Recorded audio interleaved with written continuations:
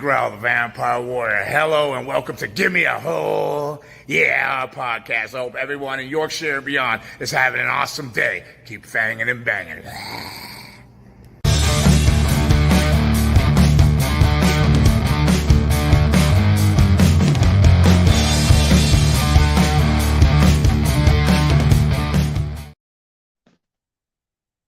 Hello everyone, how are we doing? Bang on 1 o'clock, let's get Monday Night Raw watched. How's everyone been doing today? Let's have a look, see what we've got on. I'll get the stream loaded up. What are people looking forward to tonight? We've got Cena. Do we know what he's going to be doing? Is he going to be turning up? Is he going to be doing challenging Theory? Is he going to be sort of looking at his 17th world title? I think then, I don't know why.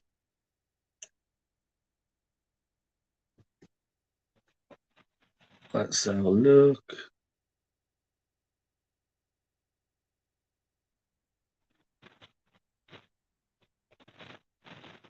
We've got JD Smith, the Digi artist. I had to work that one out then. Yeah, he's going to do what he normally does, but I just want to. I'm excited to see what he's doing with it.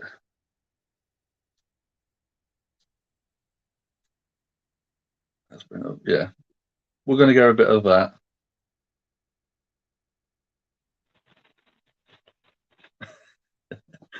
How are you doing, Jack? How you doing, shit? So, at the minute, let's get my earphones in as well.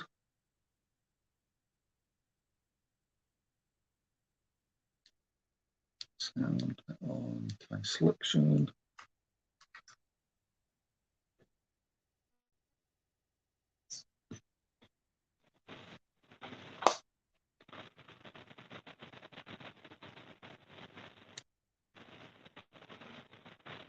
So at the minute we've got Cena basically early on today in the back of the arena, basically just sort of being greeted by everyone.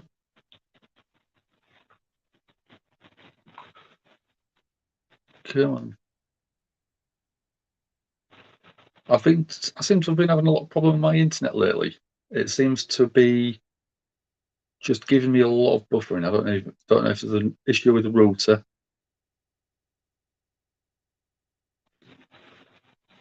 But how does everything sound at your side? Is it nice and clear? Let's restart it.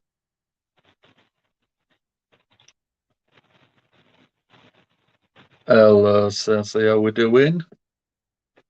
What are you having for your dinner? Anything good?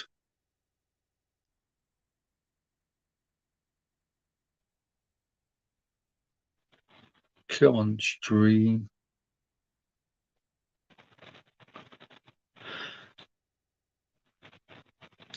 Try that on. We've got Dalen, and I have through a few questions, so let's have a go through them while I'm trying to get the stream loaded up. Who do we think would win in a game of Quidditch, me or Jericho?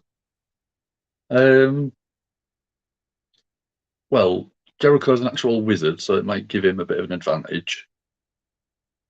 But I think I'll be lighter, so I'll be faster on a broom.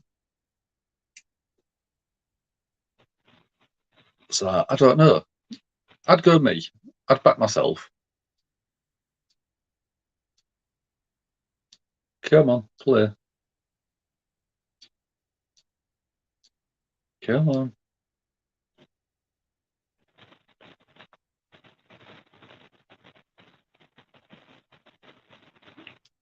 Five. And if I could be any position, Jack, I'd be a beater. Why would I be a beater? Sassy's having pepperoni and sausage lasagna. My sort of lasagna. Never been a big lasagna fan, but that sounds like my sort of lasagna.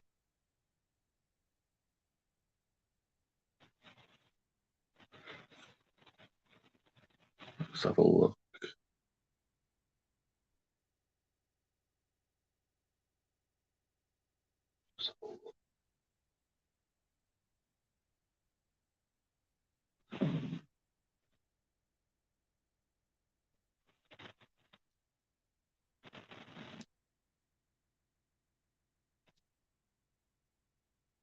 How's it going to play for me yet?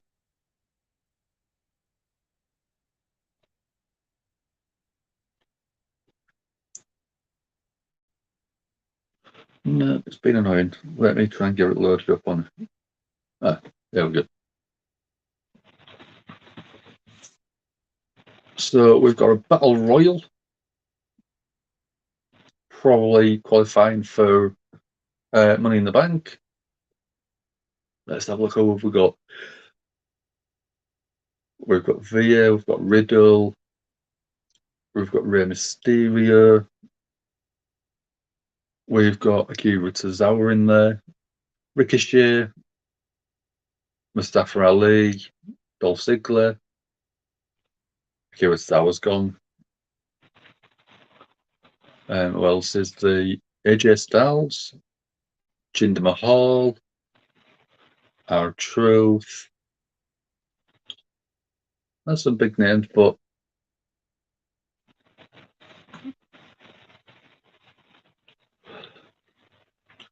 Shelton Benjamin's gone. So Villa has got Mustafa Ali on his back with Rey Mysterio and Dominic attacking the legs. And Villa just sort of powers out.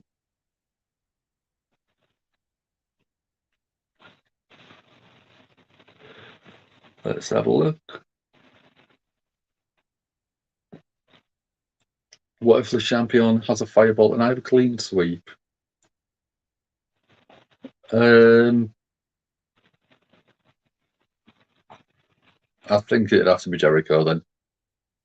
Unless there is a brand new clean sweep that I don't know about.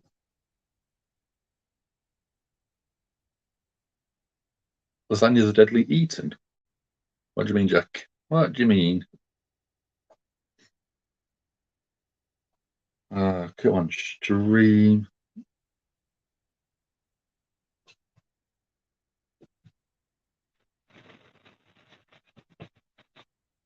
We've got R-Truth and Shanky.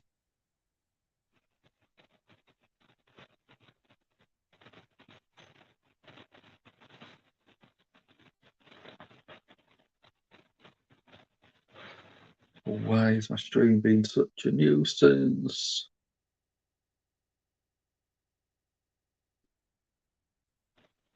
That's even more my cup of tea, so I see 4 cheese. There's more cheese, the better for me.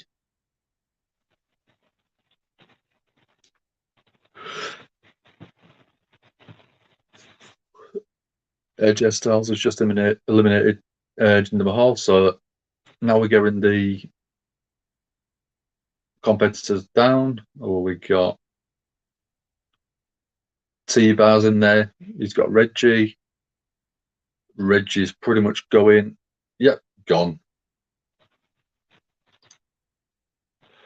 So we've still got Mustafa Ali. We've got. Let's go into a commercial break. Hello, Hassan. How are we doing today? How are you doing? See if we've got any Twitter questions. I don't know if I've got any through there. Let's have a look. One.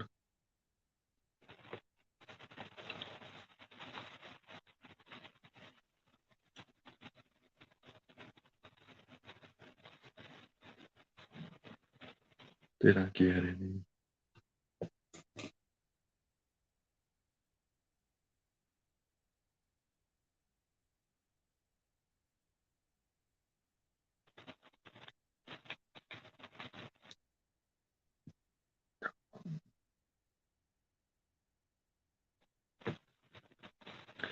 No, I didn't get any through Twitter. But that's fine. Where's my remote?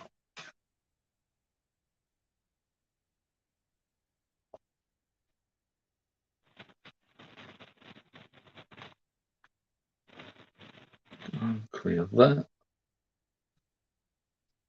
How's your weekend been, Hassan? What about yours, Sazzy? Did you enjoy last night? Let's see if I can get it up this way.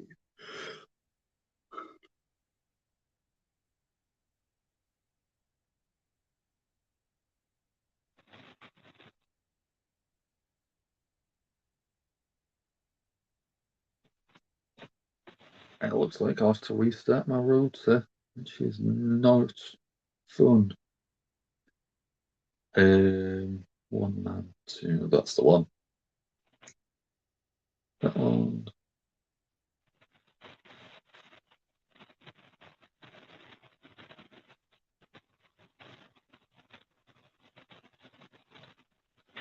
It says it's connected.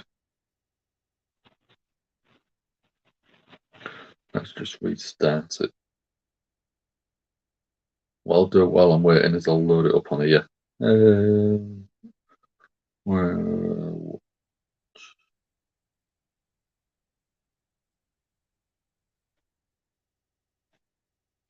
come on.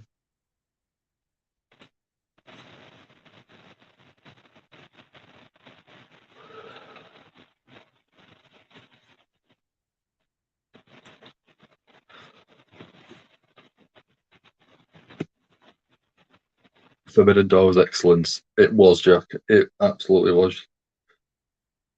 Me and Anna had a little chat after we finished sort of the stream itself last night. Well, yeah, last night, yesterday morning.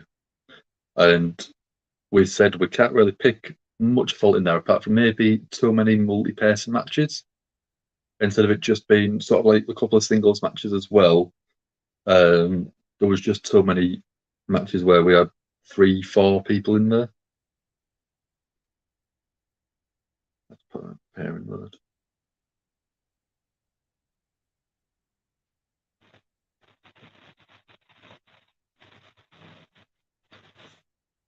Restarting.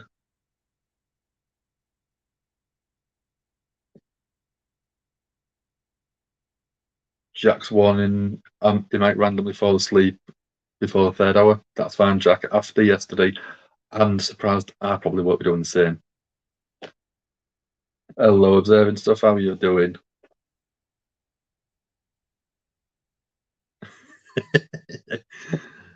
Dominant fuse together to create me.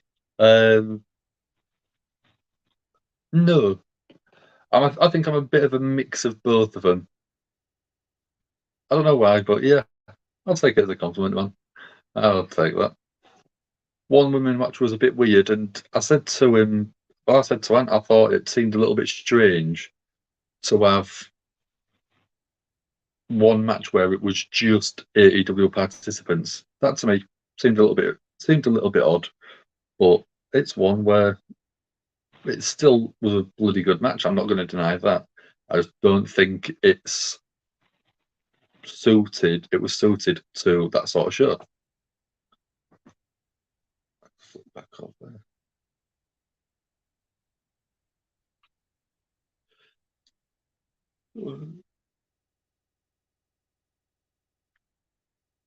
It's a fusion. Yeah, I'm taking it as a compliment.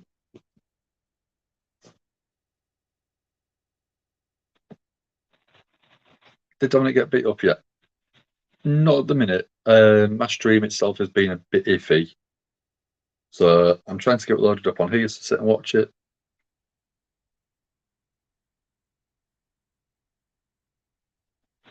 So at the minute, we've got The Miz in the ring. We've got Dolph Ziggler, AJ Styles, Ricochet, Rey Mysterio. Oh, well.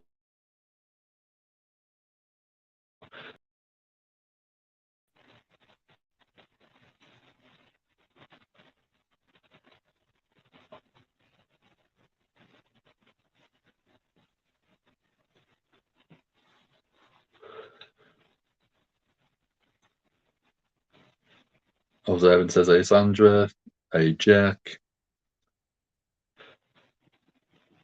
It's not dumb humour. If it makes us smile, that's all we're after, isn't it? Hello, Todd. Yes, it's staying right here. Me and Anne technically drew on the matches that was on the show, but when I did the predictions document, there was a few extra questions, like tiebreakers type, and I got them right and didn't. So I'm counting that as I still have the victory, and I'm still undisputed, and I'm undefeated. And I've still got my nice little championship belt right there.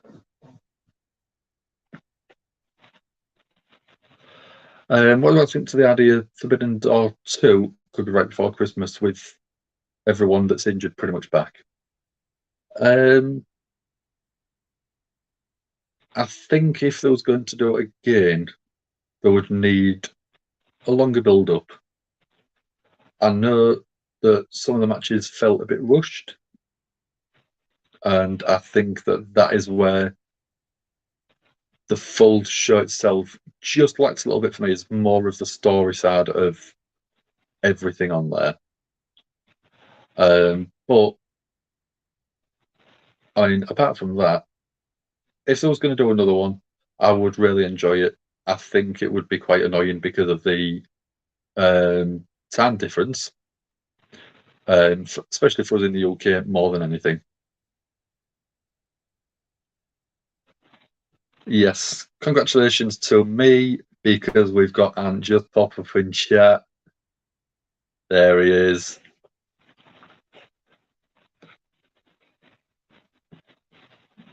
It's like a son of Ant and Dom if they were brothers. Yeah.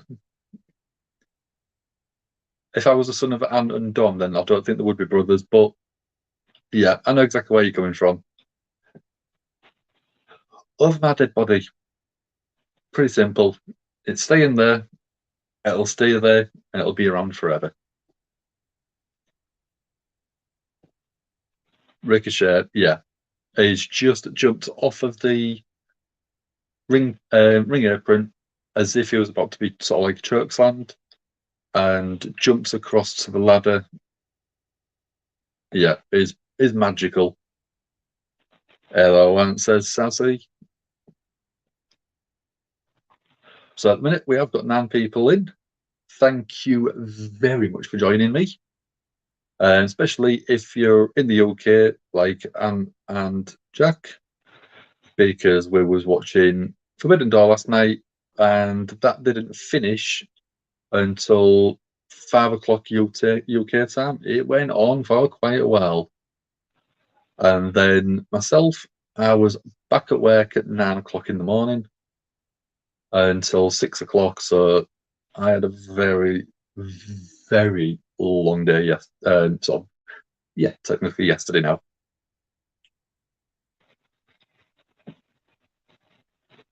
The AEW game has confirmed live Cody.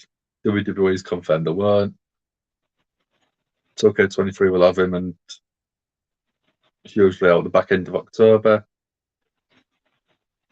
Oh, I don't know if they'll try and change that. I know that it's been announced that it's in there, but I just think that they'll try and get rid of him in some way. Replace his skin model with someone else.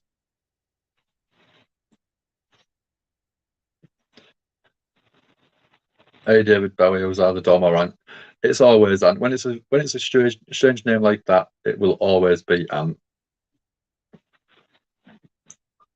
What night last night? Hope you all had fun. Yeah, massive fun. I was just explaining to everyone that we said about there was too many multi-person matches, and I said that my gripe was that the women's match just didn't make sense to be on the show with it being a Forbidden Door one.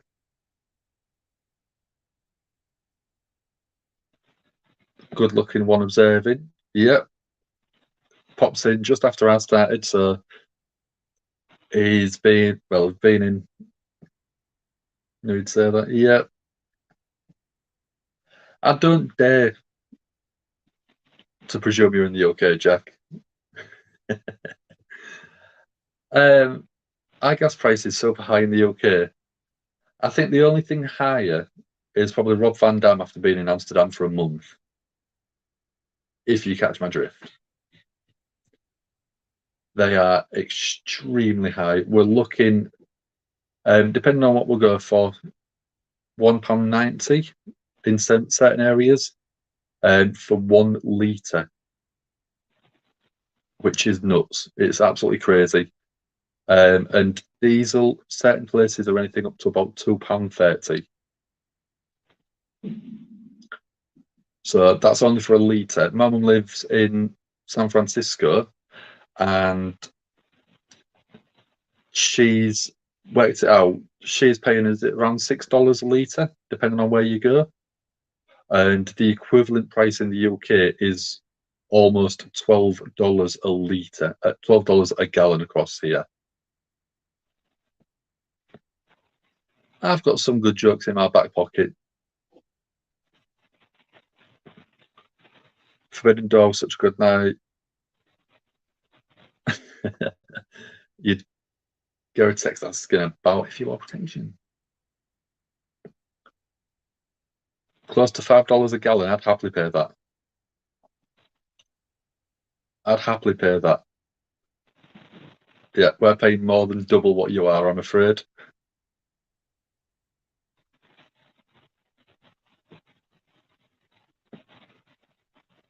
Jack.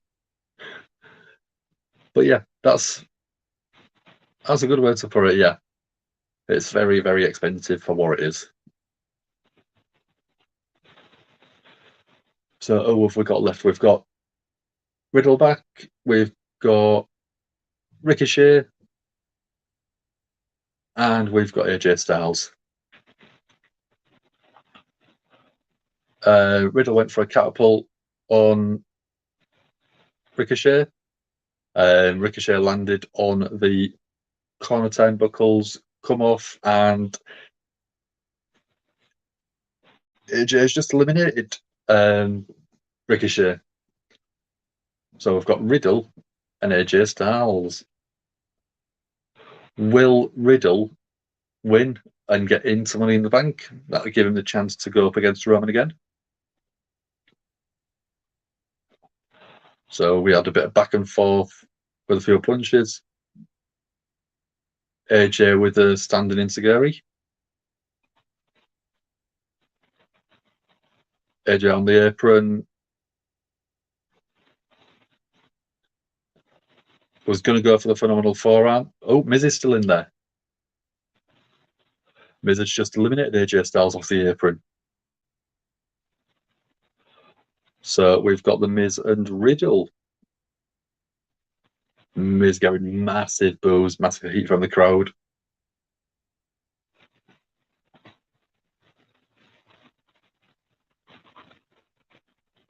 Miz throws Riddle over the top rope. Riddle lands on the apron. Riddle with a kick and then stepping back through the ropes. Miz going for a skull cushion finale.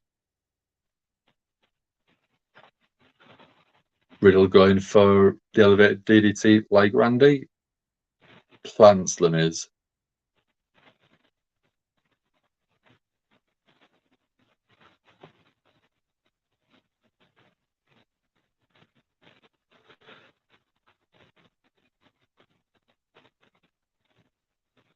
Riddle going for the RKO. Miz catches him, goes into a skull crushing finale.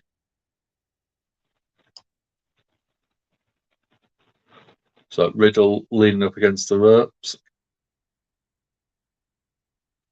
Miz chases in and Riddle catches him, pulls him over the top rope.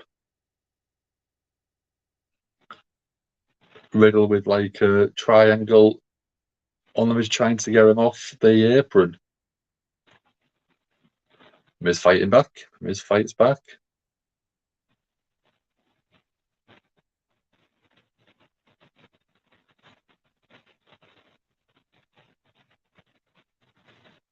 Let's have a look. Yeah, Riddle should definitely win, I think.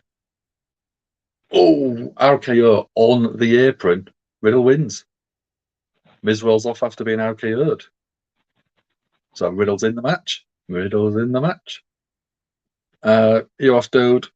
Yeah, Blood and Guts Wednesday. I'm going to let people know. So, and is going to be doing AW Dynamite on Wednesday.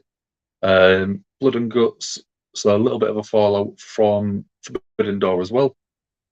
Check him out. Check him out. Give the video a like, give it a share, give it a subscribe, and then just let us know how you're finding the new thumbnails that we've been doing. Because I've been having a few plays on different sort of styles, and so has Ant. So we're just trying a few different things, but yeah, let us know. But Ant is going to be back for Blood and Guts on Wednesday night, probably about sort of 10 to 1-ish, I would think.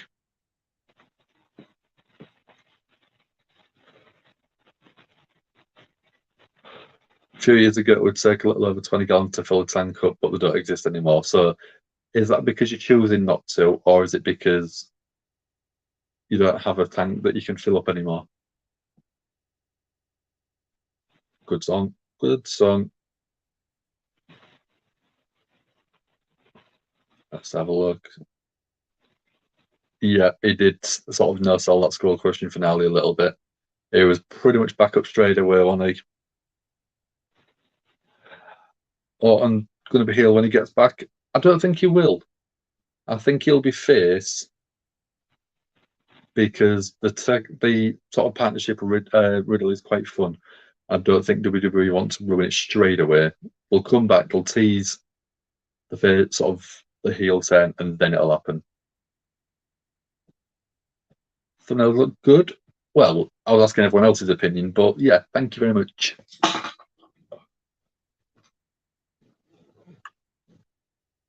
Where's my sound gone?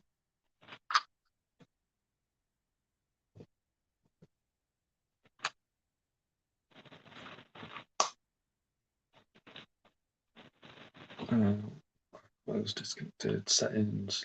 Just rejig it again. Sound, that one, that one.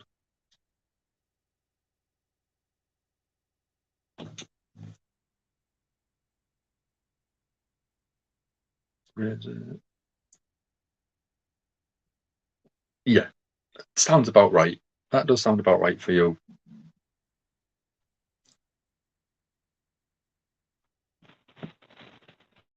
Days also high, stopping binge drinking. That one.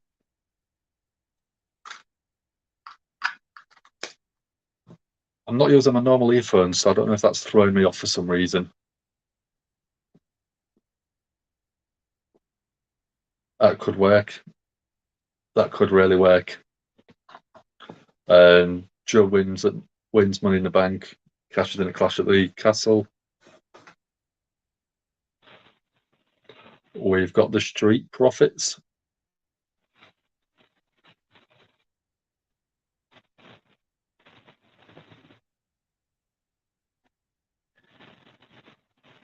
We've got Cena as well.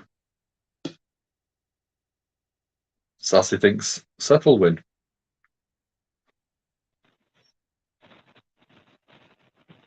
Joe wins. Do we need Cena back? I don't think so, but I think they want the big pop in ratings to try and compete with Blood and Guts on Wednesday, so they're trying to sort of use Cena to build up that demographic again.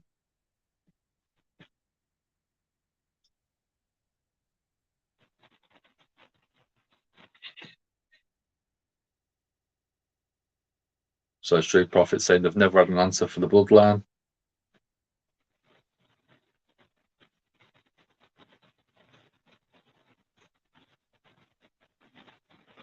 Cena's saying that they've been NXT champs, Raw champs, SmackDown champs.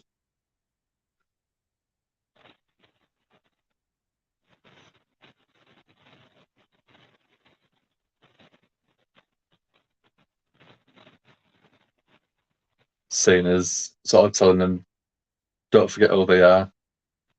Montez Ford saying, so it's never give up because they want the smoke.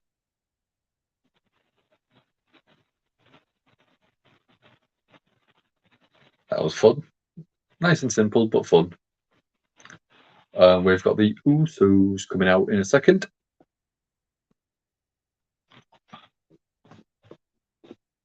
Yeah, I can agree with that one. I don't think that Cena is a little bit better than, a bit fresher, I think.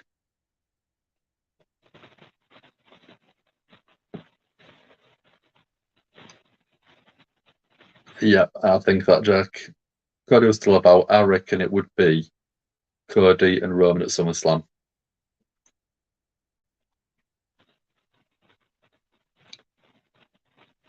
Yeah, Cody out to the Rumble. Yeah, I think if Cody is fully fit back at Royal Rumble, he will turn up, he will win it, he will go on to Mania.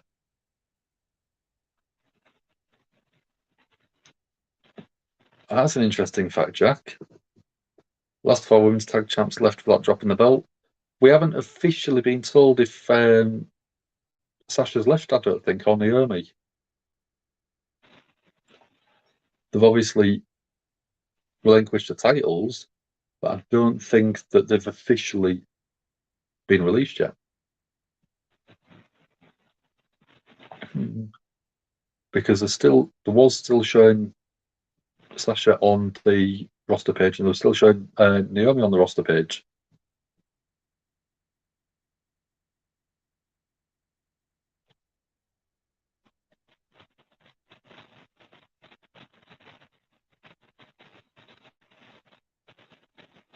What's everyone got planned for the week then?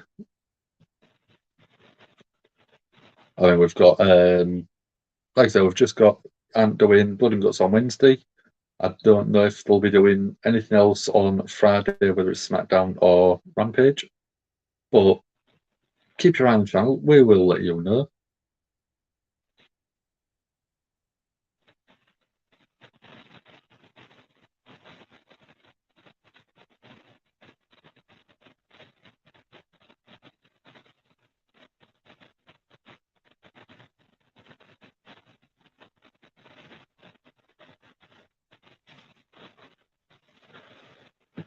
So we've got commercial breaks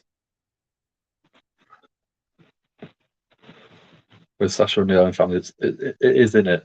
That's where it's not been. I don't think it's been official. I think they're sort of trying to find a way that they can try and keep him, or come to some sort of mutual agreement.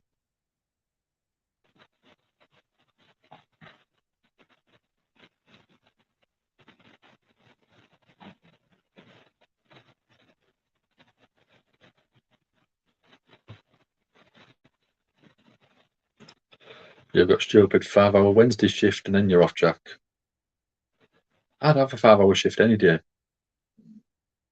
My shortest day is usually 6.5 hours on a Sunday, and then every other day of the week that I work, it's officially 8 hours.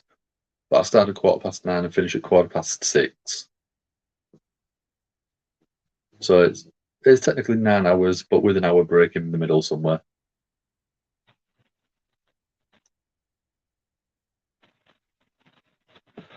Main event, I reckon it'll probably be. What could I think? What could it be? There wasn't an official announcement. There was very, very little in terms of pre-announced sort of matches or segments, but it could be actually could be Cena explaining what his intentions are for the show.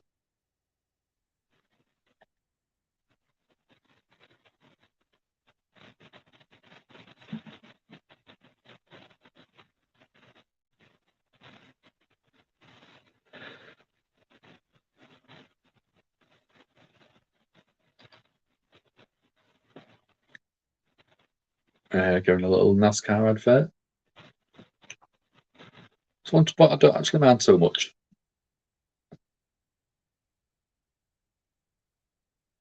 So it's Cena Celebration Night.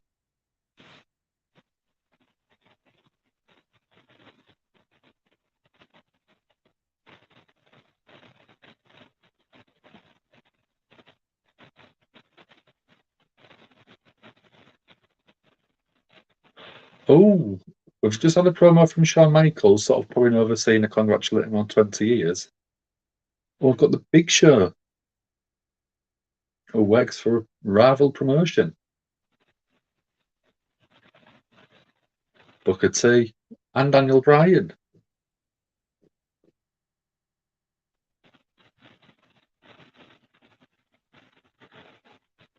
We've got Trish Stratus now as well.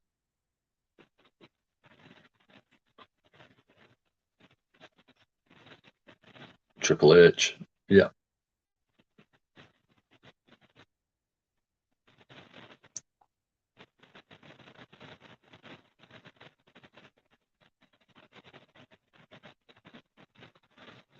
So, yeah, quite a few people putting Cena over, congratulating him. But the biggest shock is 2 people that work for a rival promotion now. That is a bit of a shock. 5-hour shift and a bit to get in, yeah. Same to get out, get in the bus. Yeah, that's a good thing at the minute for me, Jack, is I do drive. So getting to and from work, it's like 10, 15 minutes max. Riddle looks absolutely pumped in the back.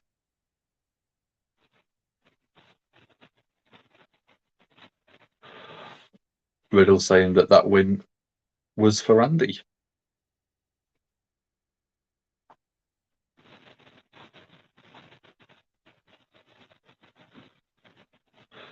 Riddle saying that John Cena came up to Riddle, told him never to give up. He needs a new storyline, but as soon as Money in the Bank has finished, he'll probably have one. Because it's all about him trying to get revenge for Randy on the Bloodline.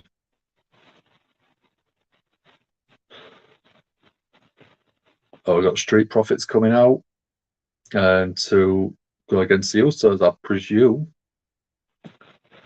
Triple H back to NXT. It should never have changed. I know they basically took him out because of his health conditions, but as soon as he was back, they should have just left it as it was and tried to keep it ticking over. Let someone like probably Shawn Michaels look after it and then see where it went. But yeah, give it back to him. Give him his reign. Give him whatever he wants for the show.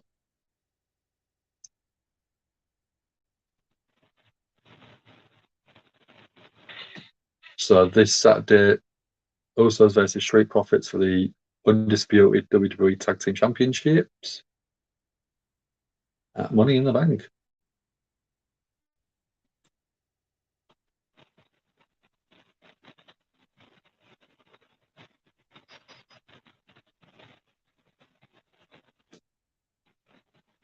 So going a tag team match, I think.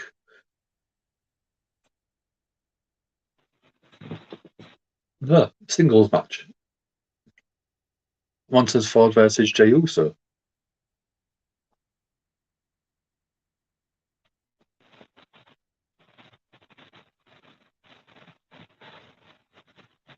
I'm going to see if it works better because it's to my hotspot.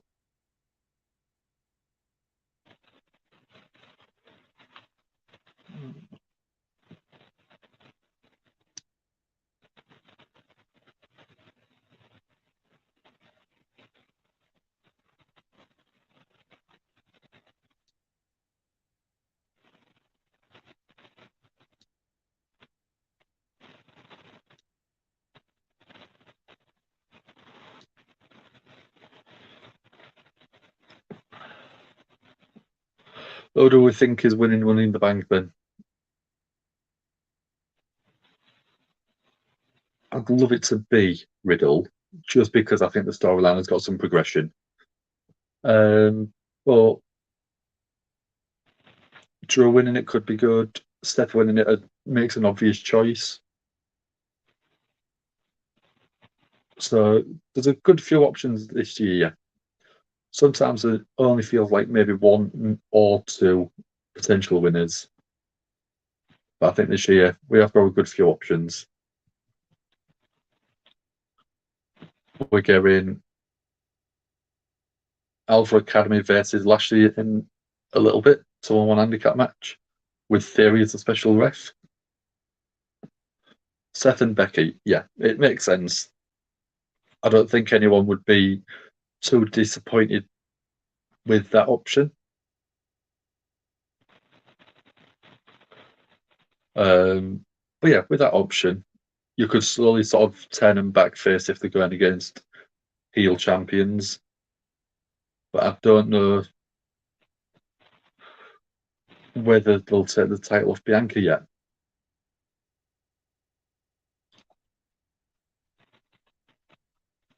Although, would she go up against Ronda? 10 face go up against Ronda Rousey instead of Bianca. Joe for men's, women's, you're not sure on? Bex and Seth could be great for marketing. Yeah, it definitely could. It surely could be brilliant for them.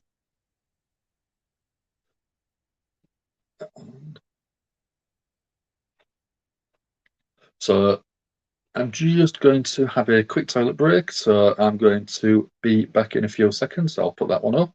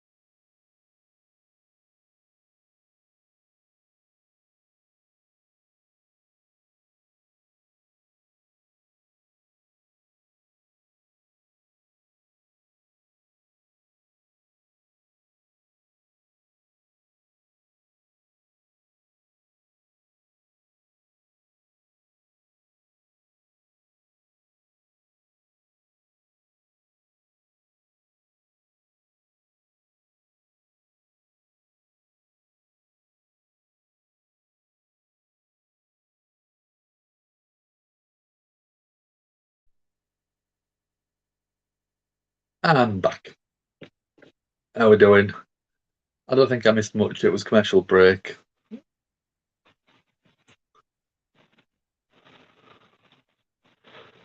Yep, I was BRB myself.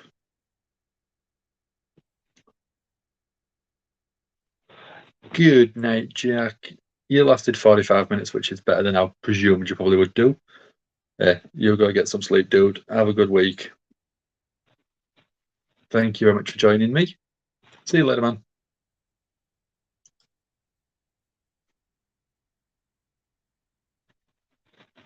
So I've got Montez Ford with a standard moonsault to the Uso.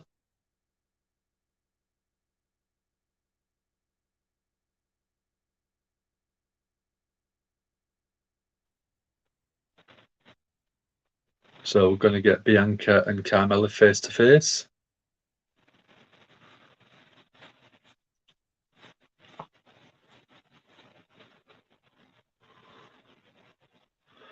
Oh, beautiful neck breaker on Montez Ford. Goes for a pin, only gets a 2 count.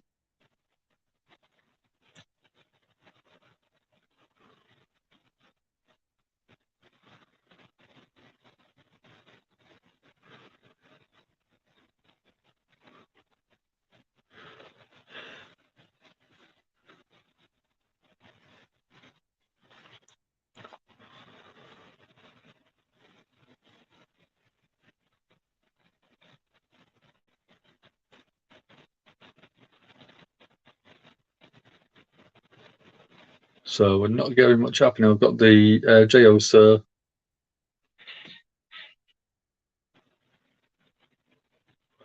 Jey Uso takes a massive super kick.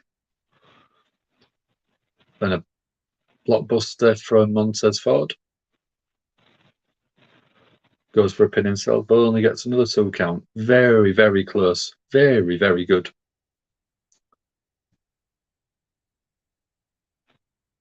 Montez Ford going to the outside, climbing the top rope. Oh, we've got Jimmy Uso on the apron, causing a distraction.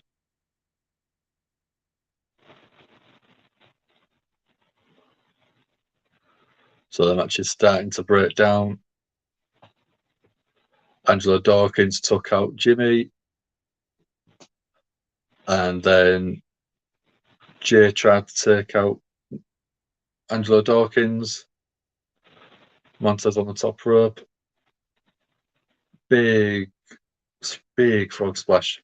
1, 2. Gets the 3 count.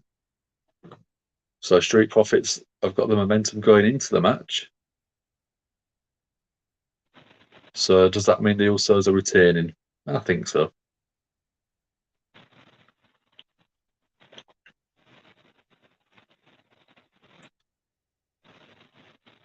Yeah, ridiculous height.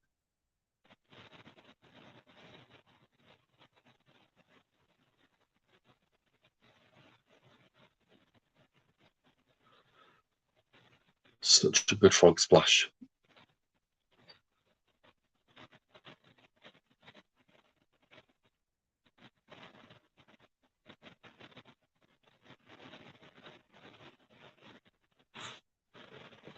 So, no more comments. If you've got any questions, stick them in. Or if you've got anything that you want to tell me.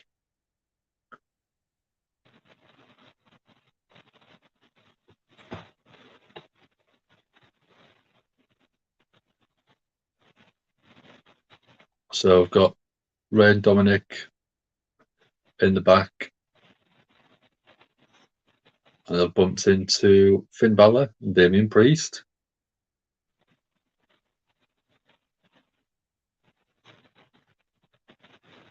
Finn saying it's almost 20 years since Ray turned up in WWE.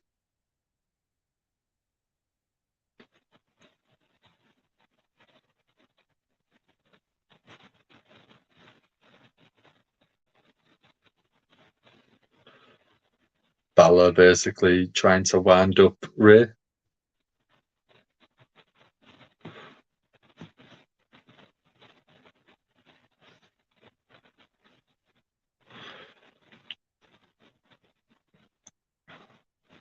Damien's looks like he's trying to entice Dominic.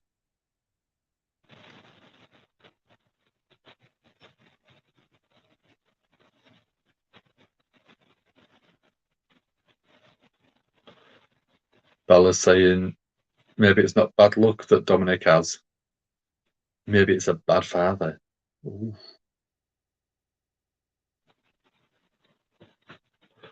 So could they be trying to tease the Dominic heel turn? That sounds like it. It sounds like something that I'd be happily watching. We're going a career retrospective of Cena. Coming up in a second. While we're going that, I'm going to have a little snacky snack. Old Faithful pepperami.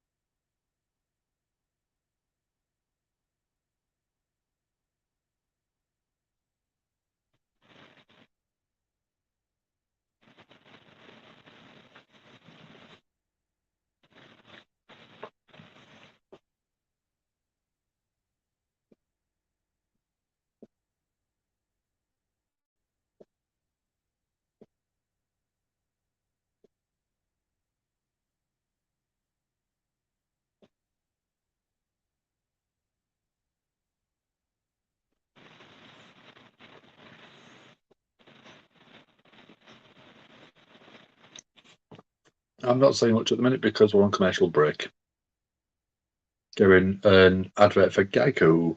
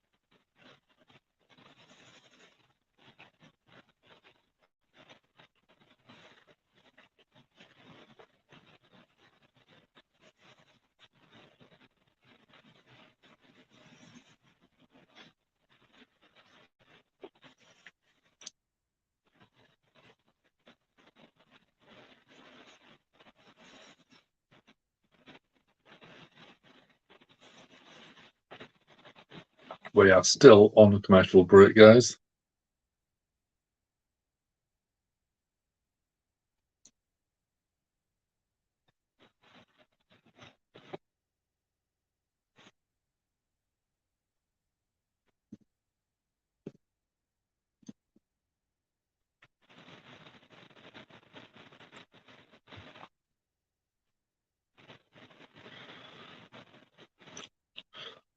So should be getting back any second.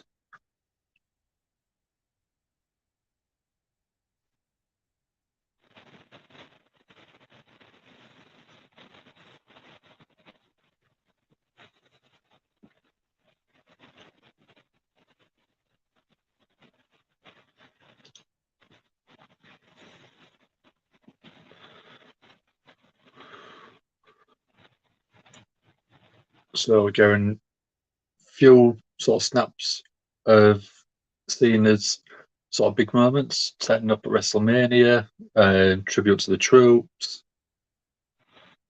WrestleMania appearances.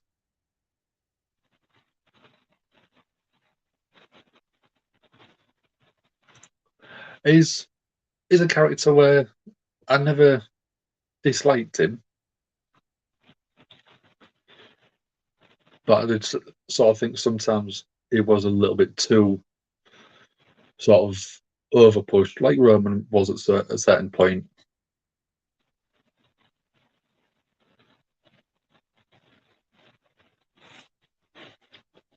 Hello, Grace and Sabonia. How are you doing? Did you have a good weekend? Did you see any of Forbidden Door yesterday?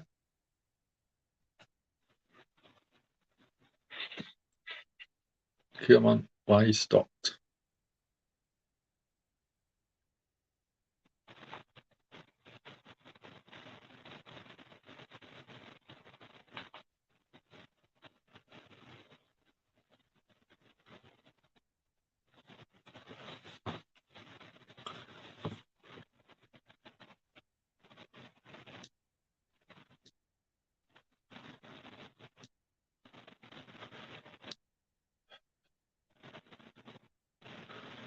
Stream's frozen again. Let's see if I can get it loaded back up. Try a different one. Watch live. That one. Yeah, we've got 9 people in. Thank you very much for joining me. I've got a couple of technical issues at the minute, so I'm trying to get the show loaded back up.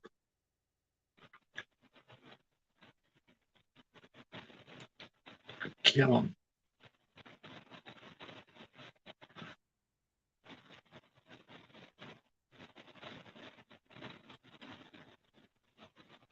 Or do we think that's going to be in the Money in the Bank match that's going to win?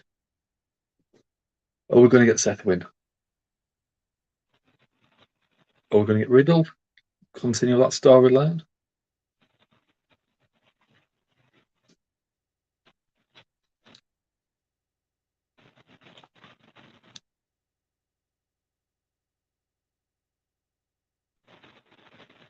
So my stream seems to have frozen.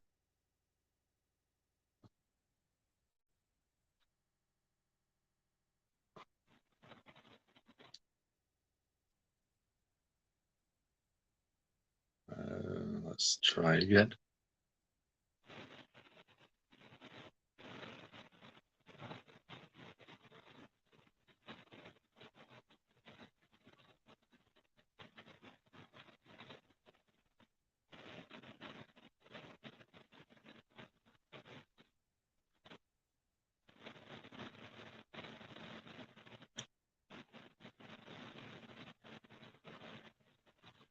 Come on.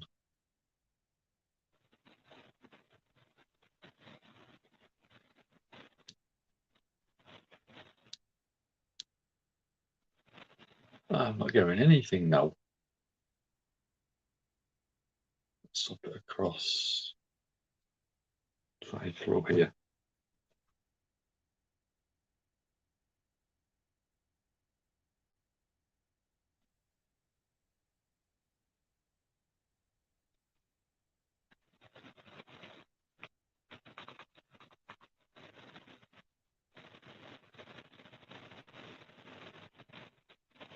Why does it always be annoying when you want to actually use it?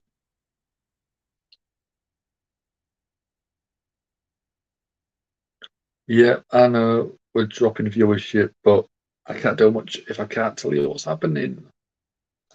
See if I can load it on my phone while we're waiting.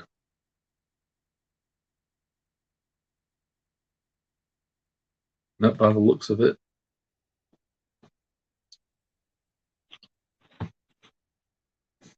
I'm going to move out of the way for a second. What is it?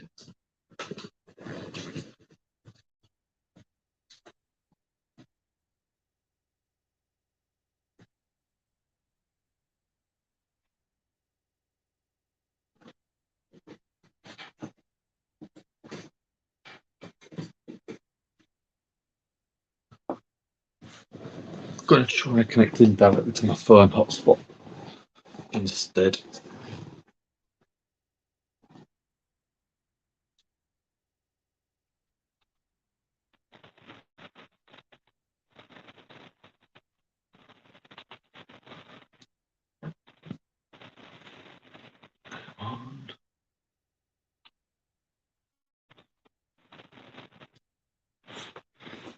And hotspot's still on. Yes. Let's try it now.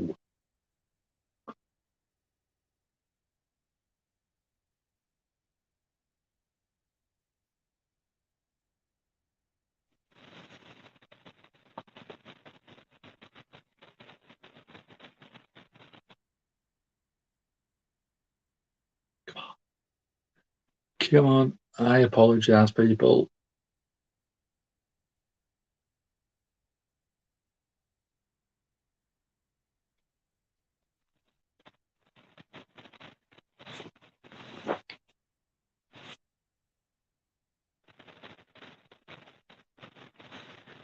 See if I can get it on here.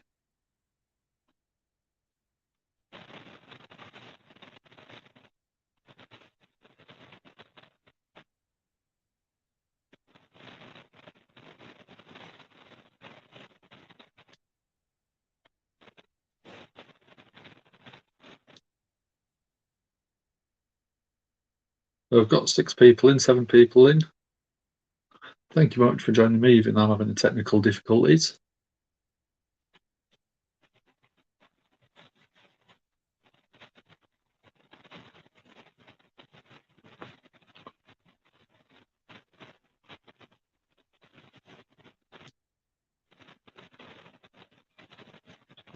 So we've got something back on now.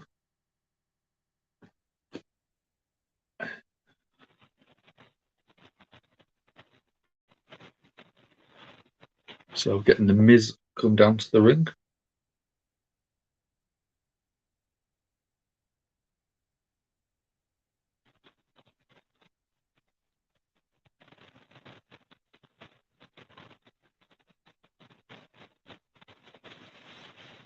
Come on.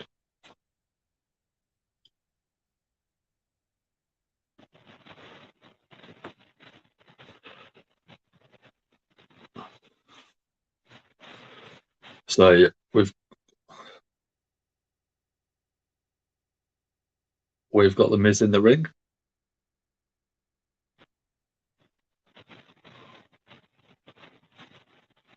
And we've got the interviewer basically saying Logan Paul's looking at coming back to the ring.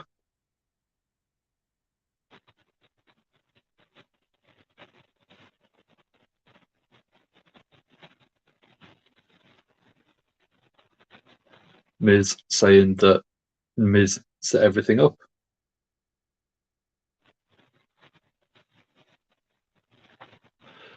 Miz and Logan Paul returning at SummerSlam.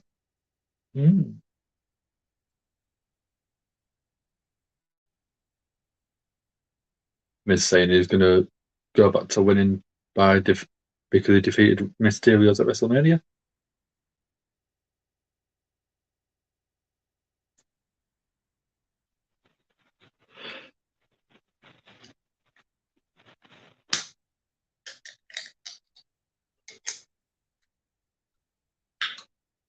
So after WrestleMania match, Logan Paul and The Miz.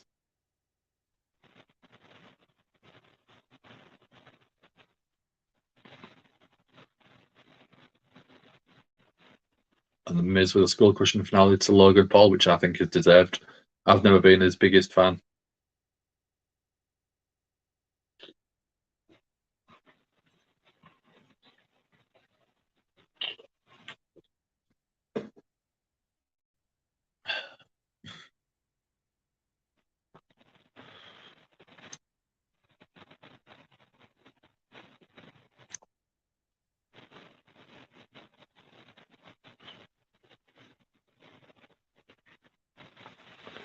Miz saying is the biggest full-time story, biggest full-time superstar in WWE at the minute.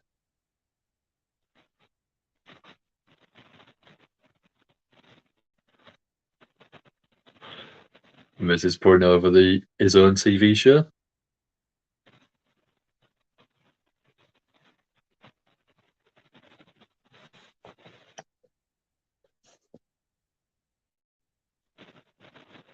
Miz is saying that anyone who comes to WWE as a celebrity associates themselves with the Miz to make themselves an even bigger star. Very egotistical.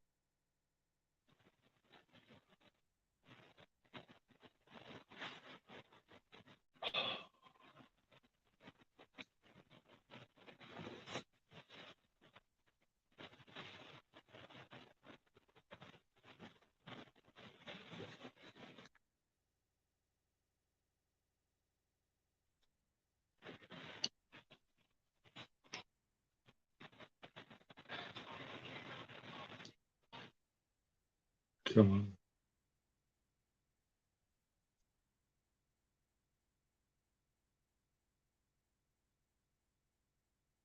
So the Miz is saying that AJ Styles' career has been on a downward spiral.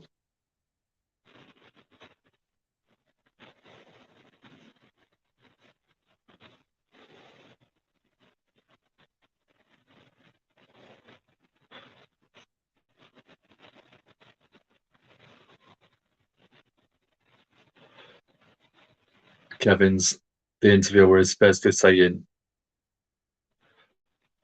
mocking the Miz and via AJ Styles, which is quite funny.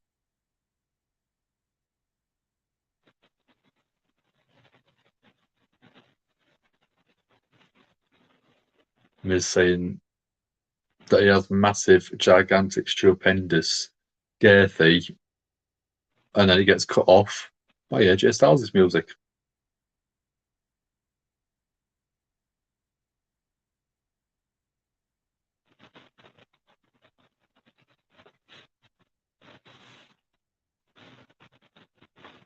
Come on.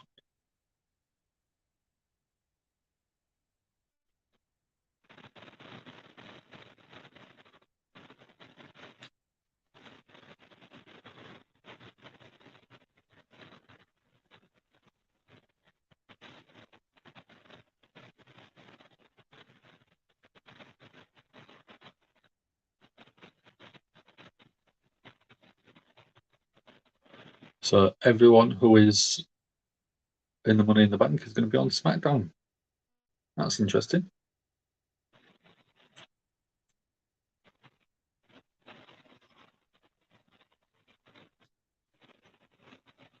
I think that'll be different. Well, it won't be different, but it'll be a nice change of pace compared to regular stuff.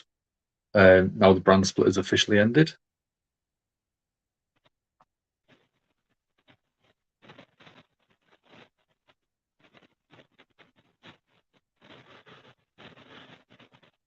So we're back on a commercial break. Again, thank you everyone for joining me.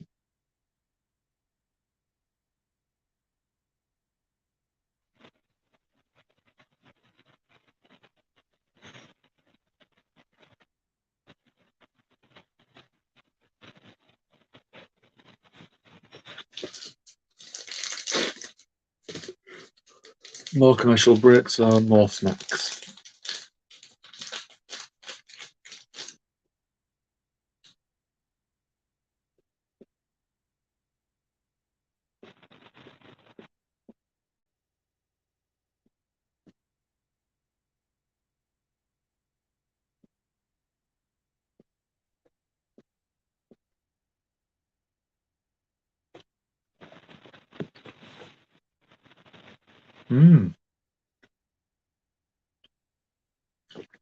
That was a big shock to me as well. I don't think AEW would have had a problem with it, but I'm surprised that WWE actually used it. Because if you've not been watching WWE for a while and you was a big Daniel Bryan fan, and you go Daniel Bryan into Google, first thing that comes up now is Bryan Danielson AEW. So it's technically, in a way, probably trying, not pushing the sort of rival company,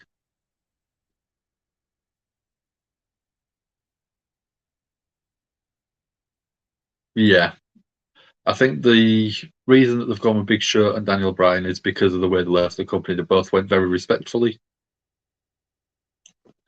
They went with no animosity to the company. They've not said any bad things about the company. They've both said that it was a pleasure working there. They just wanted to try something different. So CM Punk's always been quite negative since leaving, and Moxley's never sort of said a lot of nice things about them since leaving either. So that's probably why they went with the people that they did.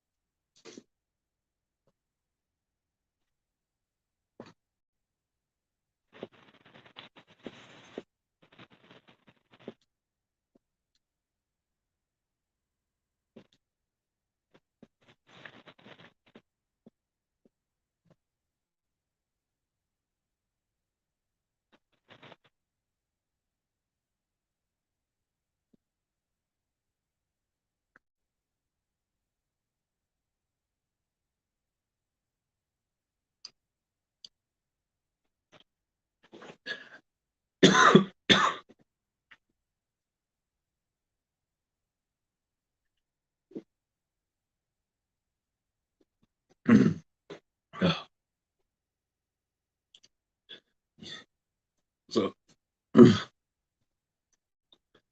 I think the show's going to be like a retrospective of his career, talking about everything that he's been doing. Sort of like a lecture of career highlights, career sort of information, stuff like that. So we've got AJ and the Miz in the ring going against each other.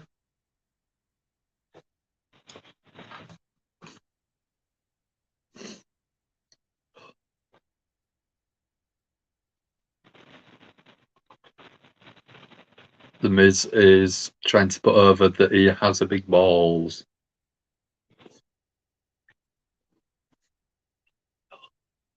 Miz in the corner, giving kicks to AJ.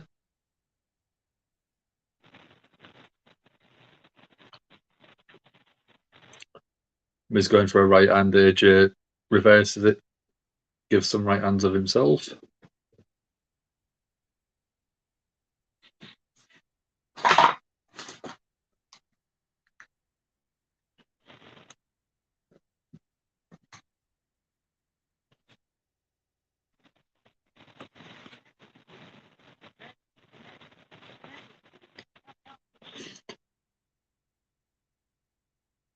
Gonna try pairing it a different way.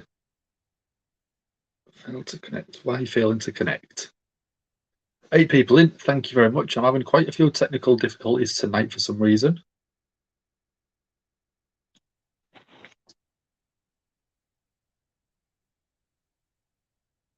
So I'm trying that many different things to try and get some sort of thing working for us.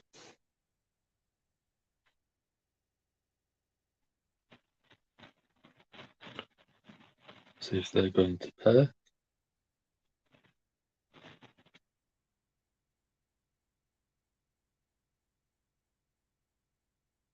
Come on.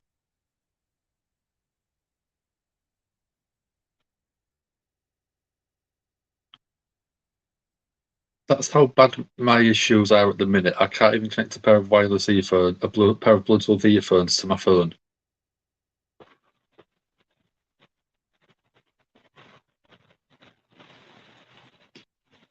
No idea why.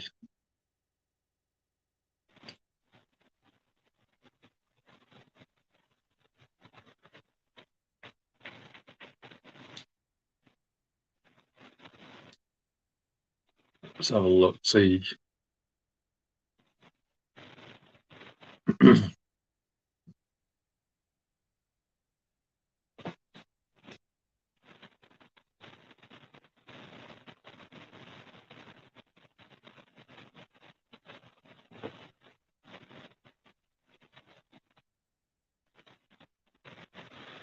Ready to pair.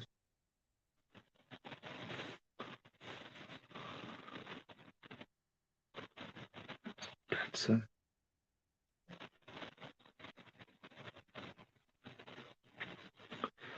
Let's see if that's working.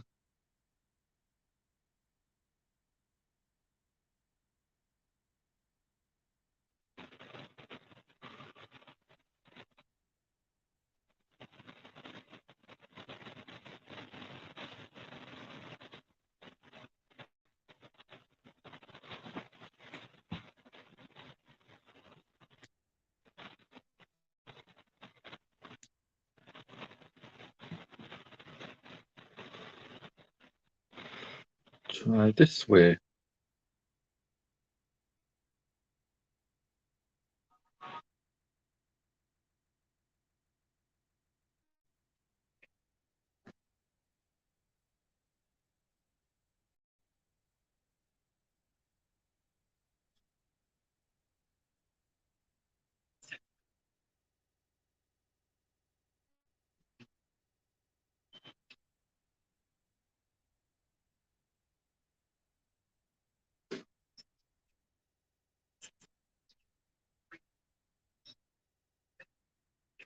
So everything has been really strange tonight.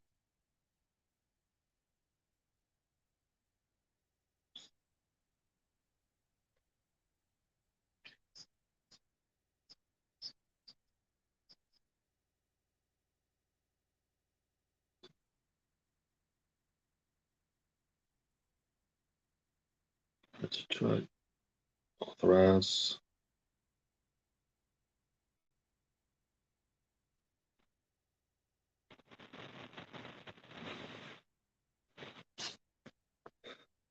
So I'm going to scrap TV option for now. I'm going to sit and have to watch it on my phone.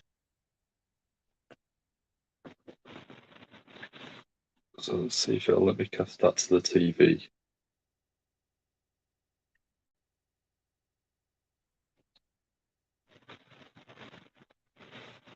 Oh.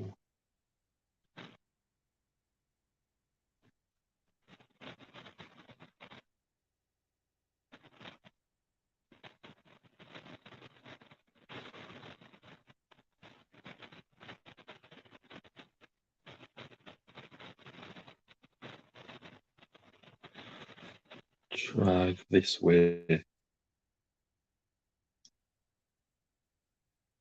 So I can't even do it that way.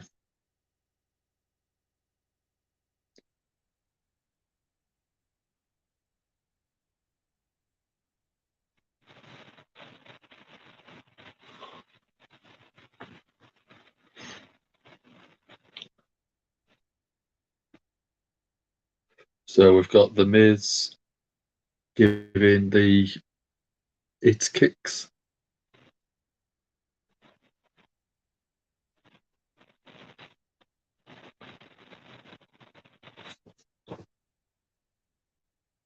Sorry, I've been quiet the past sort of 5 minutes. Cena's going to come out. Theory might interrupt in. Cena will challenge for the US title at SummerSlam. I could see that happening. I could definitely see that happening.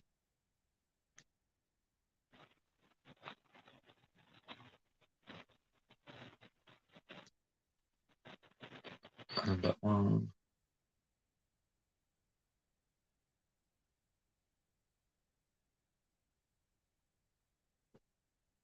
AJ with a big clothesline to the Miz. And then a forearm.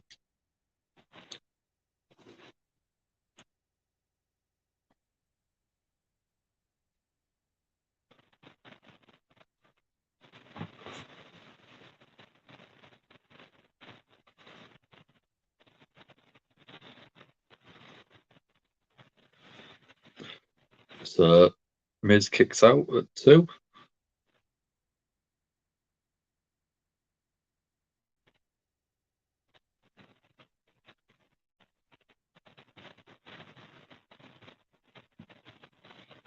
AJ's looking for the Styles Clash. Sunset flip from AJ.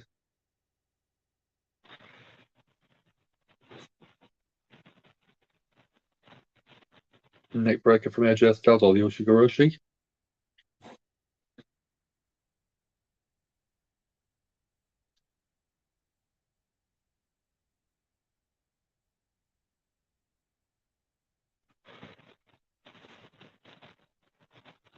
So Miz with a shot to the throat.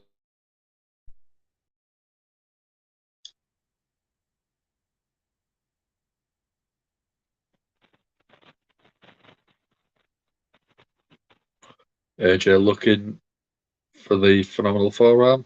Gets up on the rope. Rolls through. Miz chases up. Big boot straight to AJ's face. Double knees to the jaw. Basically a code breaker, innit?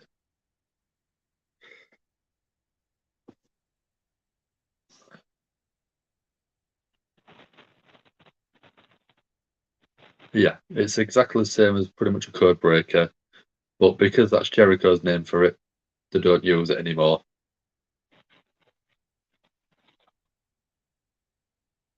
So Miz getting AJ up.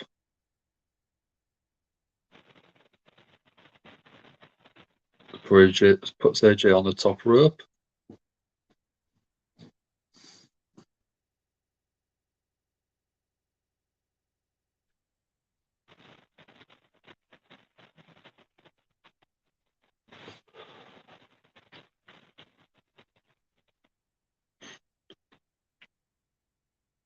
Corey Graves basically putting the Miz over Cena at WrestleMania.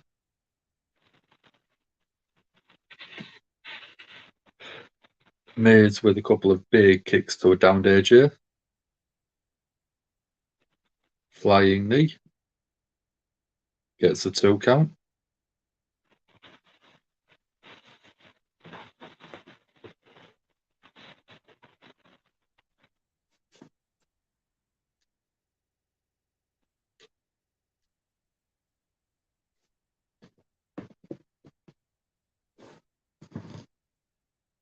So Miz going for a skull crushing finale.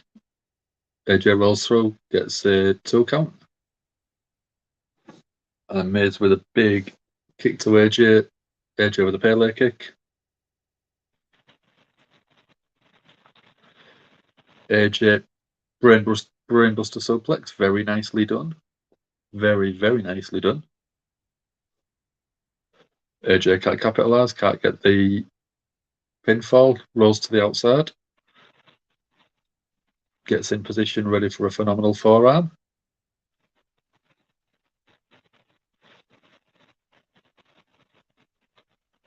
AJ gets ready to pull himself up. Miz rolls out the ring. And it looks like the Miz is heading to the back out the way.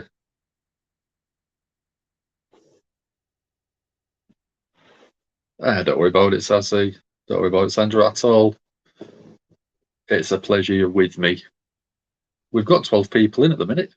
Thank you very much for joining me. If you haven't already, give the video a like, give it a share. AJ's just won. From a count out, he looks very frustrated at that. So will we be getting the Miz and AJ going against each other at Money in the Bank? Yeah, it's been a good crowd. I've had quite a few technical issues.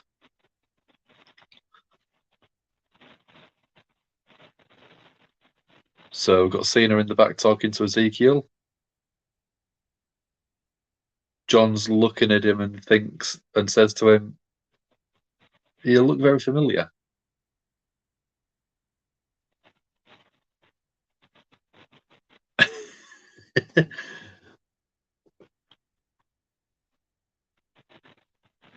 So Ezekiel is saying his brother Elias introduced him, and John looks shocked and goes, "Is Elias here?"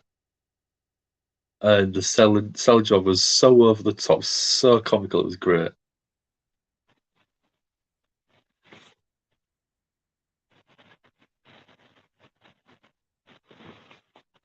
Ezekiel's like, Elias is taking his other brother Elrod round, showing him everywhere. Ooh. Theory's just turned up.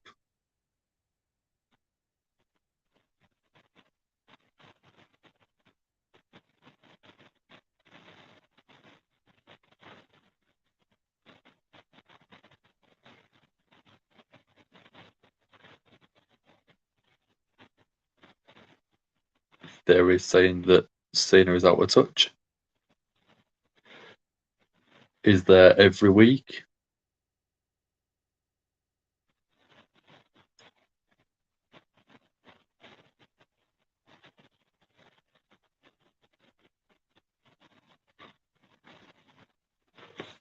Theory's saying that his youngest US title holder. At 24 years old, Cena didn't even have a title.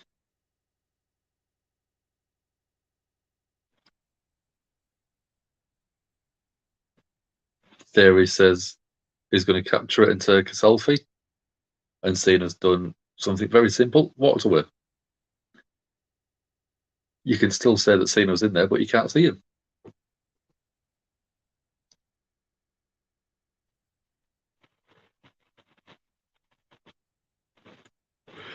We're getting Bianca Belair come out. More energy drink needed.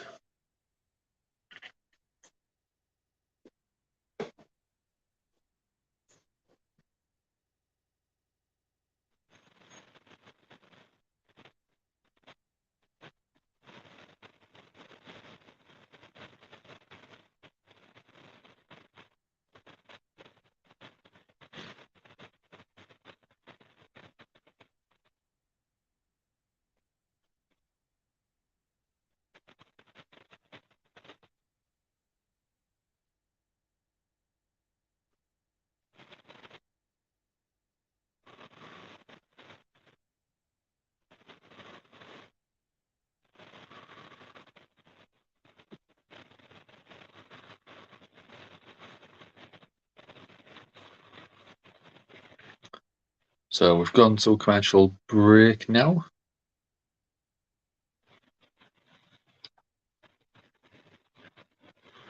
We've got 14 people in. Thank you very much for joining me.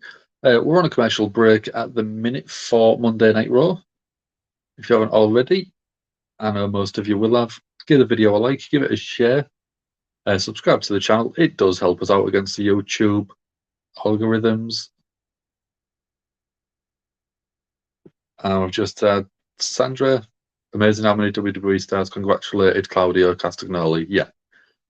It's one where a lot of people know he was such a nice guy in WWE, and they are happy that he probably will get used to his potential now, not WWE's potential. And it was a good pop that he got yesterday.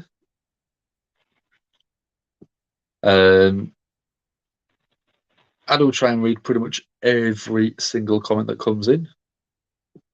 So if you do really want to prioritize your message and definitely get it read out and left on screen a little bit longer, you can always, if you really want to, super chat us.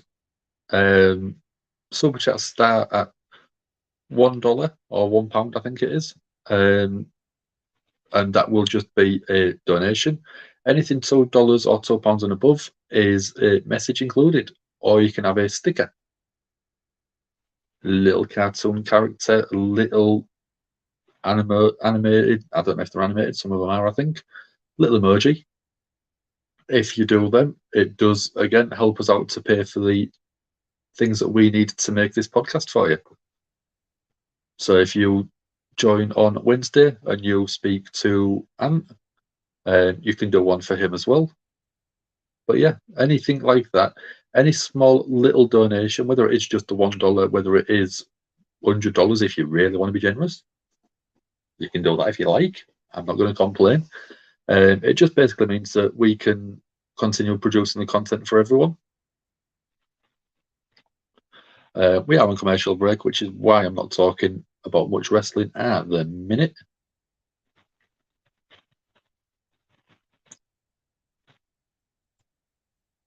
And we're about halfway through Monday Night Raw. 2:30 in the morning UK time.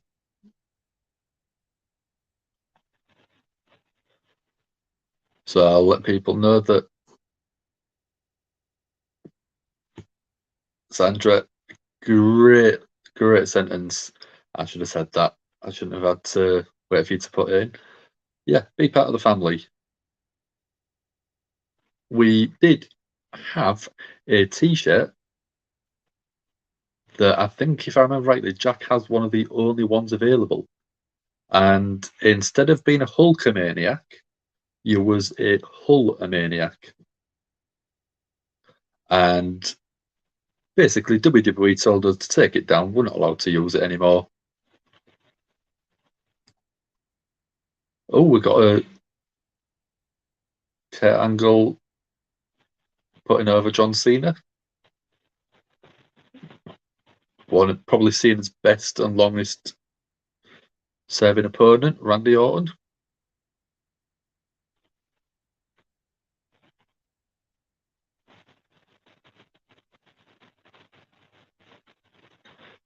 JBL.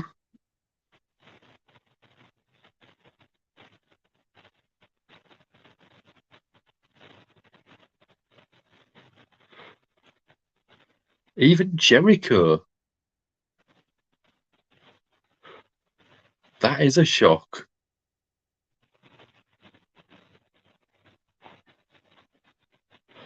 I've got Stephanie McMahon putting Cena over now, congratulating him for 20 years.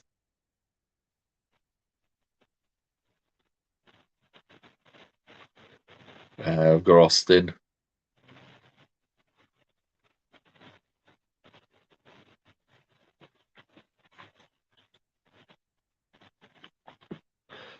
We've got Top Gun Hollywood in. Hello, how are we doing? I'm doing very good. Thank you very much for joining me.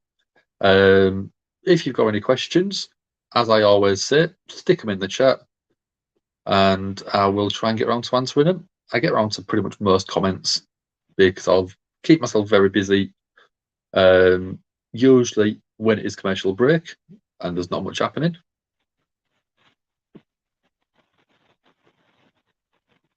Hollywood, Top Gun Hollywood. Again, thank you very much for joining me. We have got Bianca Belair in the ring.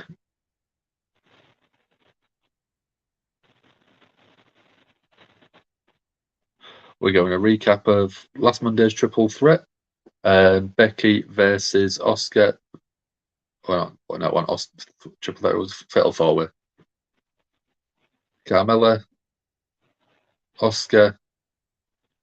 What else was it? Bianca. No, it wasn't. I can't remember. But yeah, we're going a recap of Carmella attacking Bianca after winning the match last week.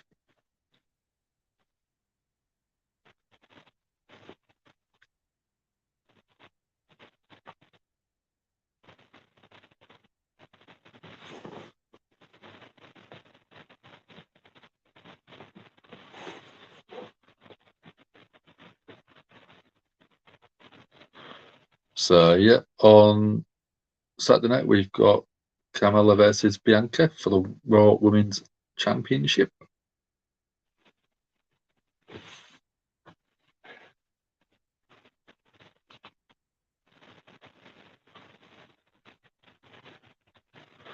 So Bianca's been interviewed.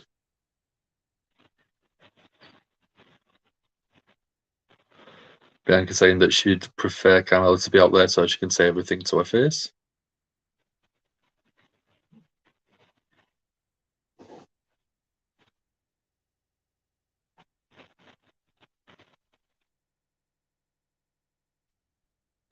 Favorite Top Gun in movies: Sundown Maverick. Sundown Maverick, Goose, Hollywood, Merlin, Wolfman. I've never seen the films, to be honest, but I keep hearing a lot of good things.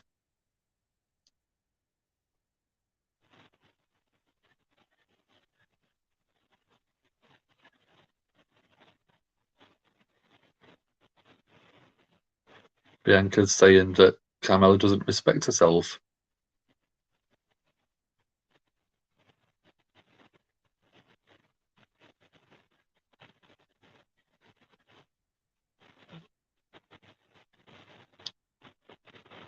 Bianca's really putting over Carmella, saying that she's got it.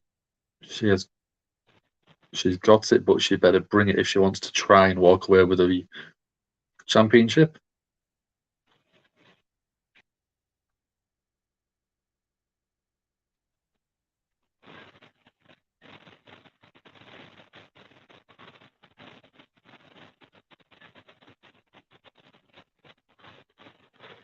Bianca's teasing a Raw Women's match tonight.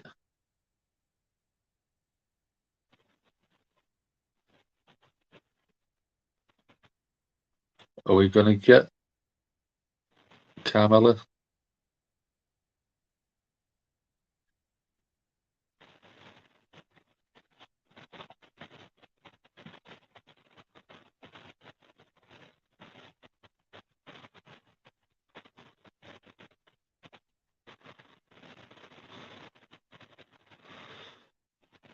Carmella's coming out.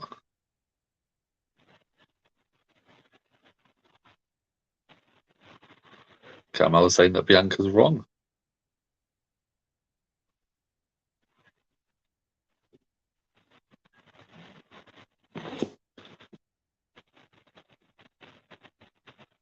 Goodbye, Top Gun Hollywood. Thank you very much for joining me. It was short and sweet, but again, thank you very much. If you're ever if we're ever live again, stick your head in.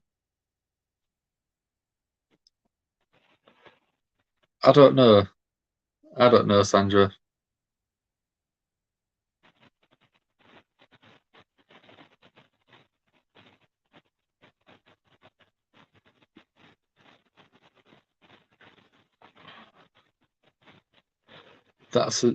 I mean, she's rocking it. That's all I can say.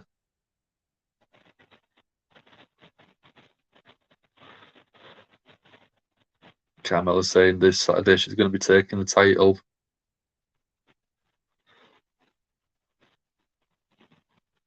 Mella's money. So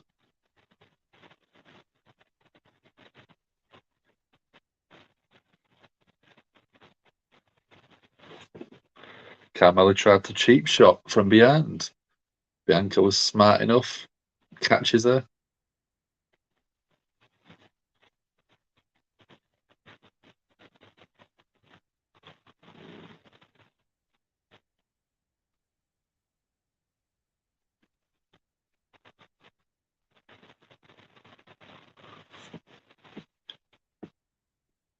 If I call it what?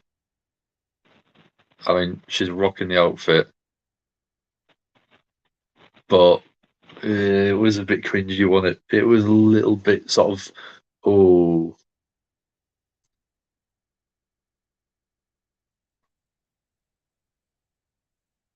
We've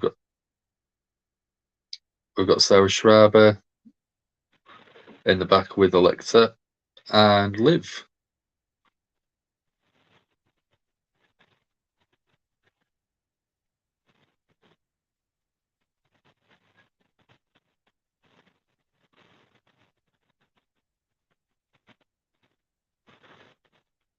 Alexa's sort of putting over Liv Morgan, saying that she's really good.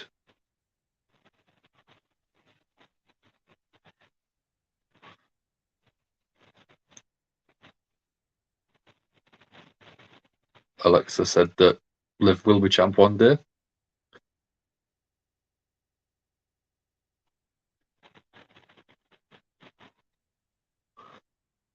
Liv saying that friends lift each other up, but Liv's going to knock Alexa down.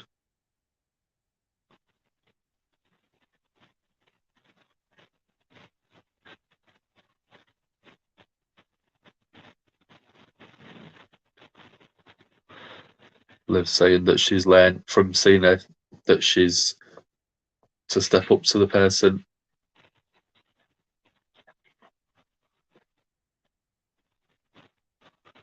Oh, we're going Liv and Alexa tonight.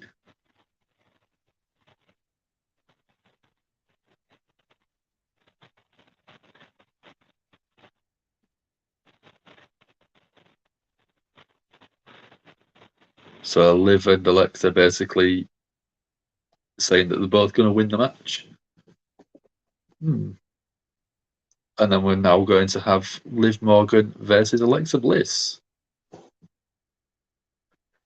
Yeah, I had sort of different vibes in my head, but very sort of similar lines.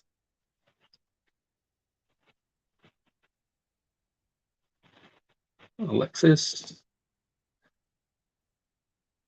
Both of them I would like to see win, but I think I would prefer Liv to win the Money in the Bank match over Alexa, just because I think that Liv has, over the past sort of year or two, massively improved their game.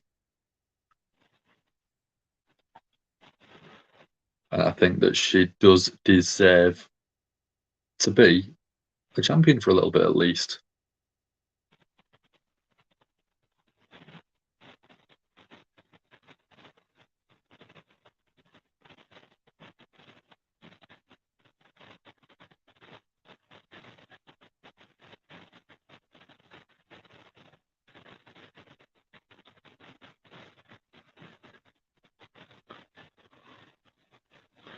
So we're going a little bit from Sonya Deville when she announced her sexuality, because it was done completely out of the blue on live TV and on national TV, which was a big thing for her.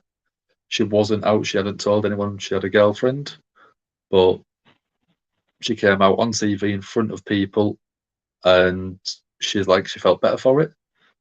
And good for her. She's really embraced it and she's taken what sort of coming out is on TV and just embraced everything.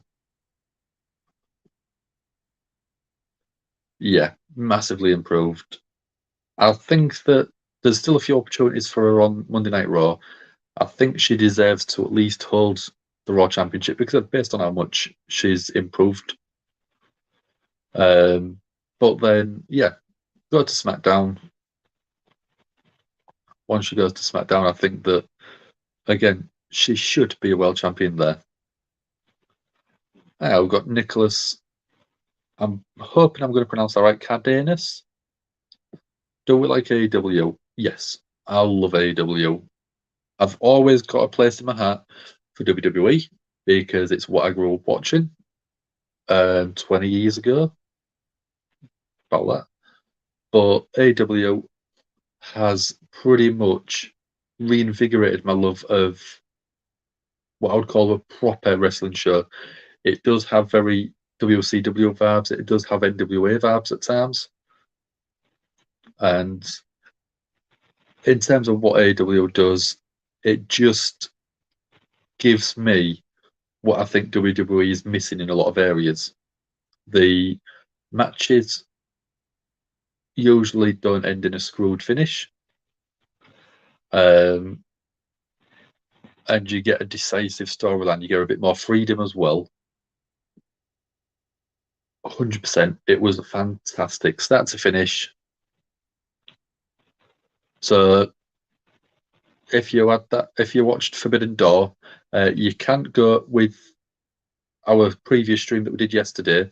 We did a watch along like we're doing tonight with Monday Night Raw. We're watching it live and we're giving our own commentary on it. Yesterday, we actually had a guy called Dan Reed on with our very own Ant Nailing, and he has his own wrestling company. It's called Eve, and it's called Riot Pro. Let me get it right. Pro Wrestling Eve, Riot Girls of Wrestling. There you go. And he basically does have his own wrestling promotion, and he has had some of the biggest stars. He's had people like Tony Storm there, Hikaru Shida, Doudrop before she became Doudrop, and was Viper Niven. He's had Kaylee Ray there, who was in NXT, and he gives so many good insights to booking decisions, to storyline scripting, and it just gives sort of like a Vince McMahon-esque, not Vince McMahon-esque, but a very high level knowledge base on why certain things do go the way they do. Me and Anne have sat there and in our head planned stuff, and basically he said, no, this wouldn't work because of such and such. And he's come and he's completely opened the door to creative booking decisions for storyline purposes, and he's absolutely fantastic. So yeah, if you get a chance, have a look at that one. And if you also get a chance, go and have a look at Eve on YouTube, and just, if he does a live stream, because he does them quite regularly, just send a message and just say, Dan from Gimme a Hull, yeah, send him. What's up, Dale? What's up, Dan? How we doing, Dale? Yeah, NXT, now it's 2.0, has gone downhill in my eyes, but they have basically said they want to put it back to a proper developmental show rather than having a lot of indie talent on there, which it did go very indie for a while. It was the biggest place for independent workers to work, even though there wasn't technically independent anymore. Back when Triple H was running it, yeah, it had the best wrestlers on the planet in my eyes, and they was used creatively. They was used very good in terms of getting their character over, and there wasn't usually a big departure from what they was doing on the indies. You look at people like Walter, Adam Cole, at a point Finn Balor before he became Balor. They kept the same character they had in the indies, and then when they got brought up to Monday Night Raw, sometimes they did get ruined a little bit. Karrion Kross is a big one. How are you doing, Aaron? So I will let you know, Sandra. So, and I've just said hello to him. Where is it? That guy is one of the people I work with in the store. He's one of our new, I still call him a newbie. He's been here about 3 months already. But all of the thumbnails that I design, I do show to him. And he helps me sort of pick the ones that he thinks is best. He's helped me with quite a few of them.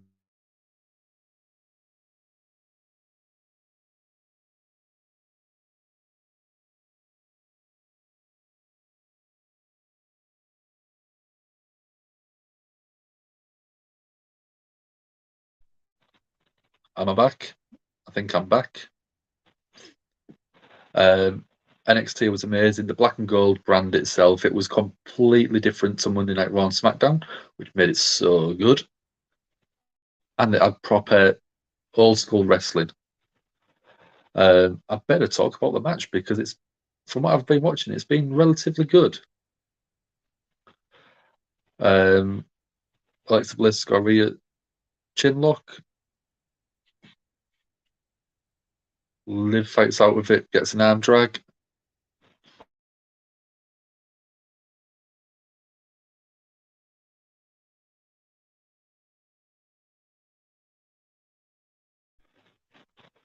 Yeah, told you my connections have been absolutely ridiculous today. I keep losing Wi-Fi connection.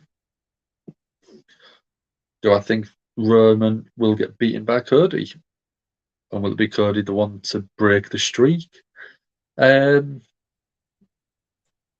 want to say yes, because I think that is one of the reasons that he did go back to WWE to win the main title. I'm going to come back to that comment in a second. Liv just got a very nice roll up on Alexa and got the 3 count. It felt like it came out of nowhere, but I think with that sort of pinfall, it does come out of nowhere to really not put a downer on the person who takes the pin. So Liv and Alexa are both pointing at the briefcase, saying it's theirs.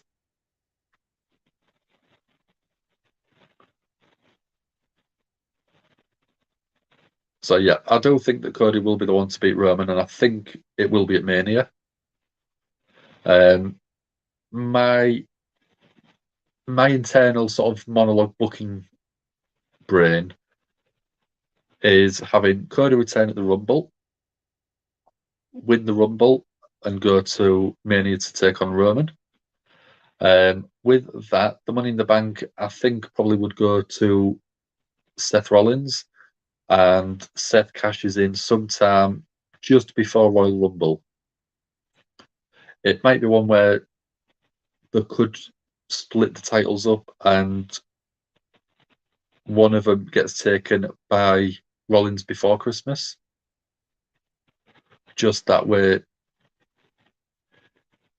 it's taken off him in a way where it's still going to keep Roman looking strong until Mania for Cody. So what about yourself, Nicholas? How do you think it should go?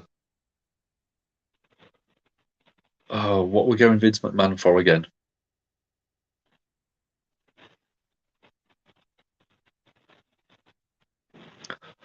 I find it so cringeworthy that Vince McMahon is in the middle of a scandal and has made more appearances in the past month than he has in the past 6 months. It's just very, very, I think, disrespectful to the person that has brought up these allegations against him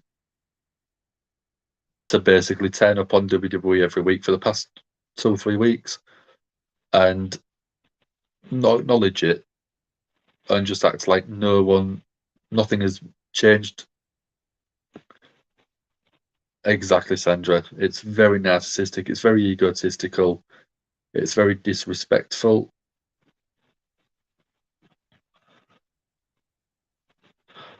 Oh, that's a different tact. That's a very good idea, Nicholas. Seth wins 1 title, Cody returns at Rumble and beats Rollins for the title. I think that if Cody's going to win a title, I think it should be taken off Roman instead of Seth. Yeah. Nicholas, again, right on point, saying that Vince doesn't looks like he doesn't care. Sociopath, yeah.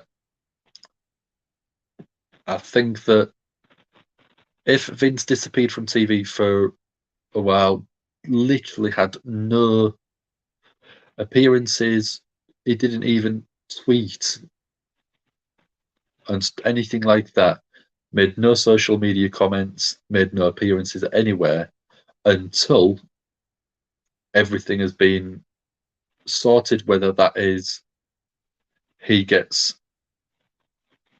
basically exonerated and basically nothing happens, or something happens and he gets maybe like a fan or something happen. Don't know what it would be. But yeah, if something like that happened, once it's all finished, sorted, whatever the outcome, then turn up. If nothing comes of it, turn back up and carry on as normal. If something does happen, there probably would be a press conference anyway, explaining the situation. But hold his hands up, say that I did what I did, I do apologise, whatever, and then go from there. But to not acknowledge it in any way in 2 weeks, 2.5 weeks, 3 weeks, on TV, when you are the biggest name that isn't a wrestler in that company, it to me is just complete disrespect to, I'm not going to say victim, I'm going to say potential victim, because we don't know what's happened. Mainly because the person who's brought these allegations out has basically said that it was their own free will what they did. So it wasn't coercion, it wasn't done maliciously or anything like that. They've done every single part of it under their own free will. But it is still very bad from Vince McMahon's sort of perspective when he's not acknowledging anything. Yeah. You reap what you sow. So if he's, we've got Vince in the ring, we've got 2 rows of superstars.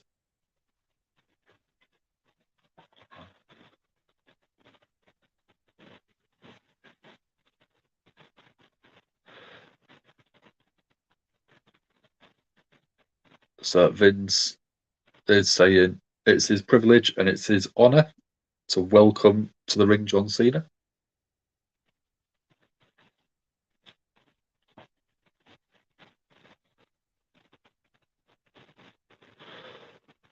That's a nice video wall. So it's got all of the different sort of t-shirt designs it had, with Never Give Up, The Hustle, Loyalty, Respect, C Nation.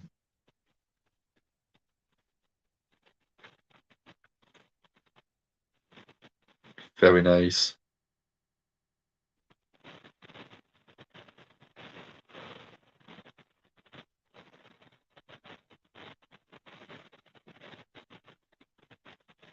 So Cena's in the ring.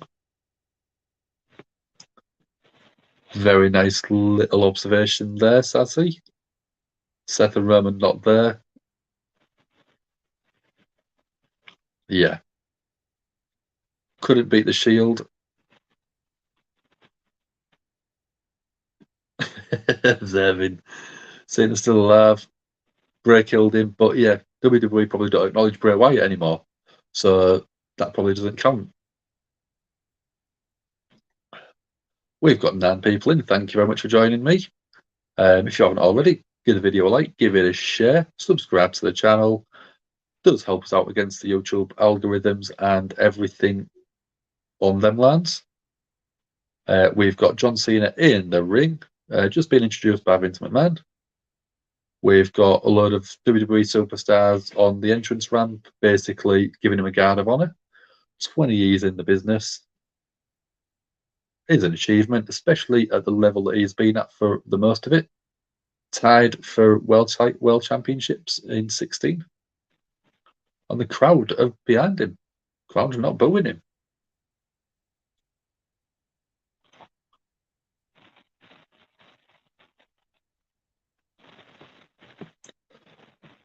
Yeah, looking at the crowd, they are properly cheering him. There does seem a lot of good, positive reactions. So Cena says it's his WWE birthday.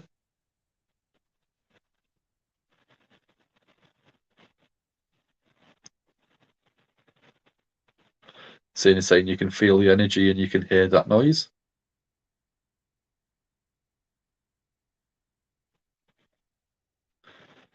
Cena saying he can't think of anywhere else to have his birthday. Anywhere better to have his birthday, sorry. Big E deserves a celebration when he does return, but he hasn't been with them for 20 years.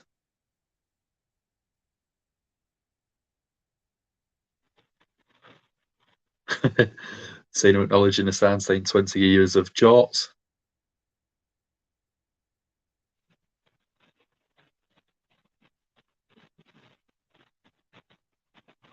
Cena saying he's been out of touch for about 14 years longer than one of the audience members has been alive.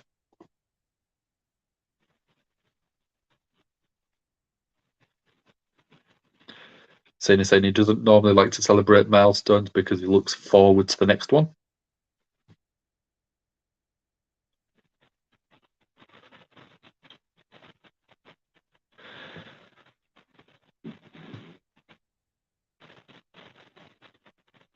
Cena saying tonight's got nothing to do with anything that Cena's ever done.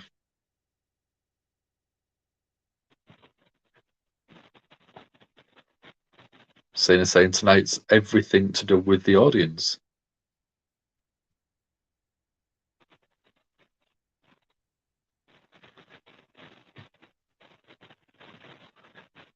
That is actually quite nice sentiment. Cena saying that it's because of the crowd that he's been allowed to do it for 20 years.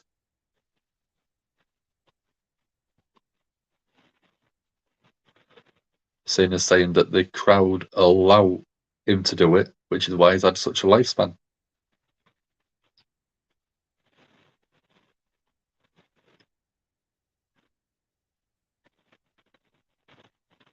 Cena's saying that the crowd have been brave enough to tell him when he sucks and when he doesn't.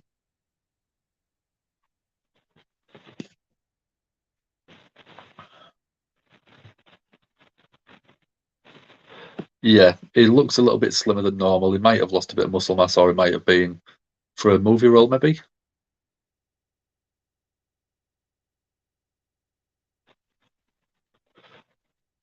I don't think Cortland will be there with an injury, I'm afraid. I'd love him to be. Saying it feels like a right moment.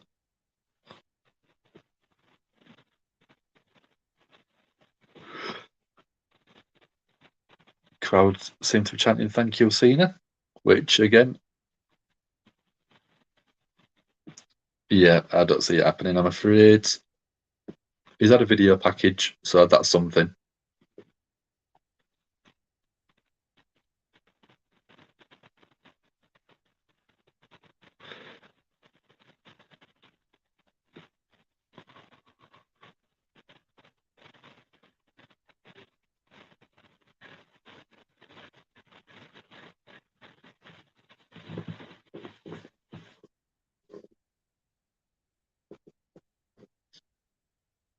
Cena says thank you for making him who he is.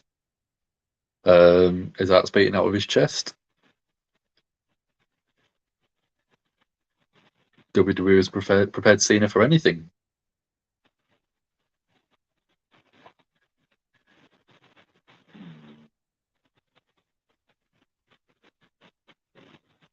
It doesn't mean his movie roles.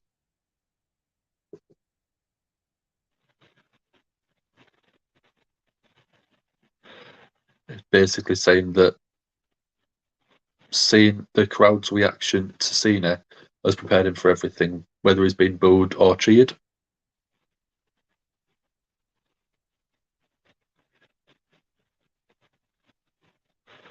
Because the WWE is a better person.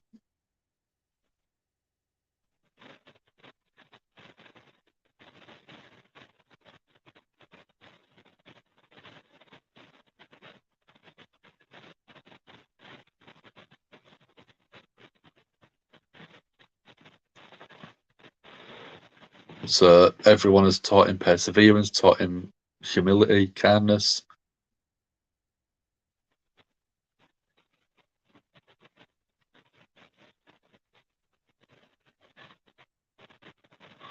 So Cena saying that every time that people go into the arena, they shower the superstars with whatever they've got, whether it is cheers, whether it is boos, which, yeah, Cena's really putting on that the crowd are making superstars now.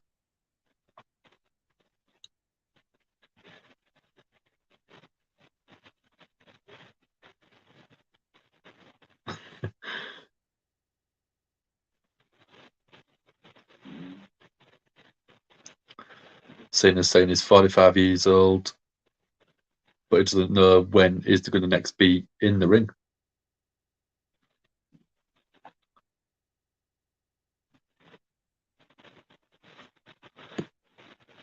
Cena has 4 or 5 matches left in him, 100% minimum.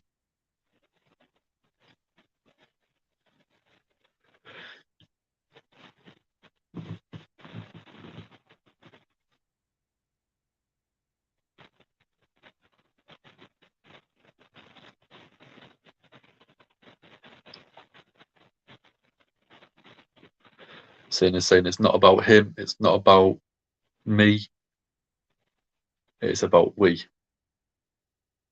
Crowd and him.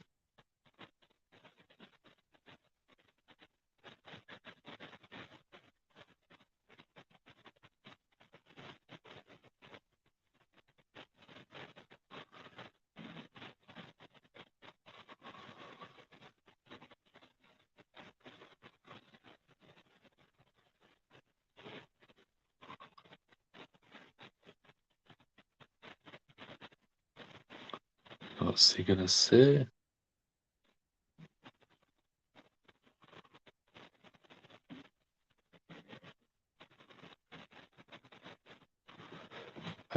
Seeing as hyping the crowd up in Texas.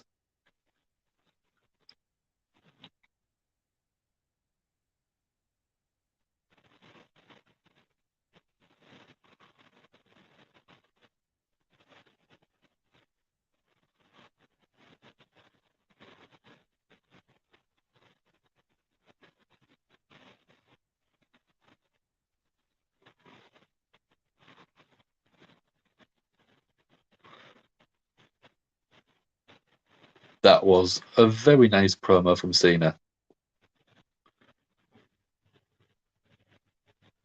We do sometimes complain about WWE being too scripted, but that was very nice. It felt very from the heart. It felt completely riffed and had sort of a lot of his own heart in there. But yeah, that was a very nice promo.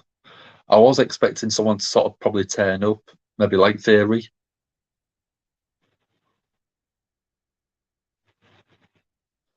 Cena's giving his wristbands, his cap, his shirt off. The shirt off his back to people in the crowd, throwing them out.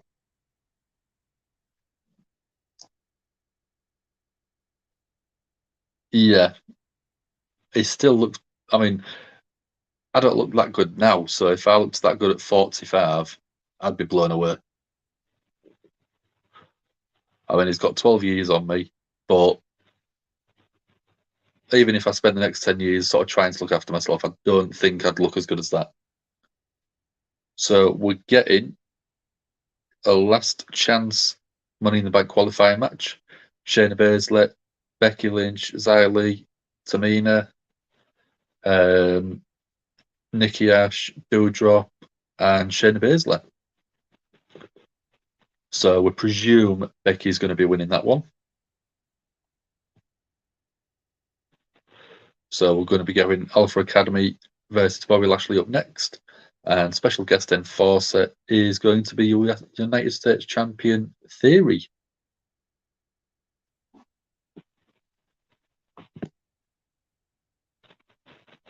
Yeah. I'd never look as good as Cena does. He's been doing it since being very young.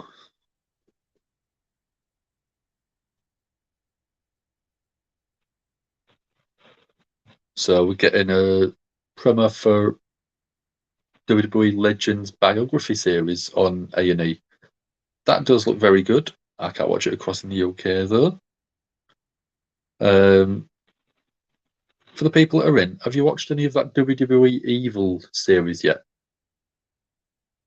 You've got people like Brothers of Destruction, you've got Randy Orton, you've got I can't remember who else. Has anyone watched any of that? Because I watched the Brothers of Destruction one, Kane and the Undertaker, earlier on.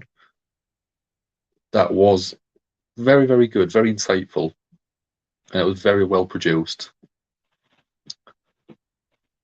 Yeah, me neither. I got told that if I did them, it would probably help me put on a little bit of weight, but it's not worth it. You haven't watched it yet either, observing? Like I said, it's a show that I've got them all ready to watch. You've got people like Sasha Banks in there, The Miz, and it's just literally all about the character building of the heel and the storylines that attached with it, it was very good. It went from building the Undertaker as a character, then changing it to a character with a brother. Then obviously we had the Biker Taker, American Badass, obviously, and then it was going from that to going back to the Undertaker as a complete badass with a gothic sort of theme.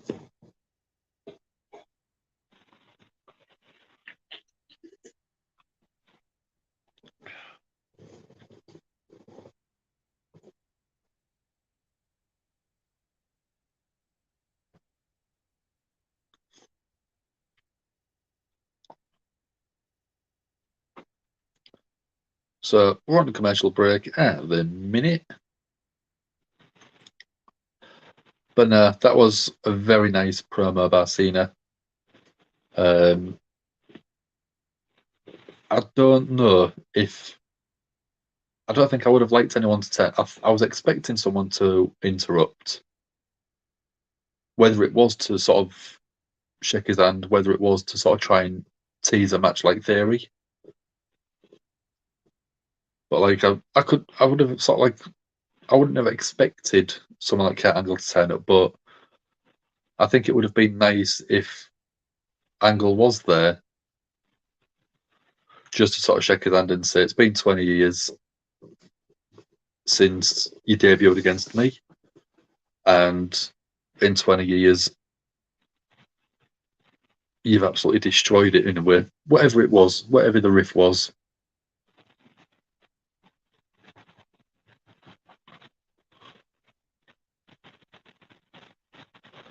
So we're going to Ms. and Mrs. promo.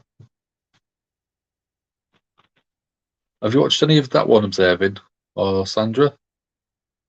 I've not watched any of that. I've never been interested in the reality show side of it.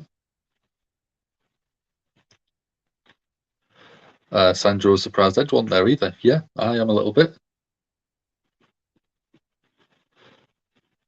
But is it they've written him off TV for a little while because of the injury after being attacked from the Judgment Day? So we're getting Bobby Lashley come out on the podium, flexing.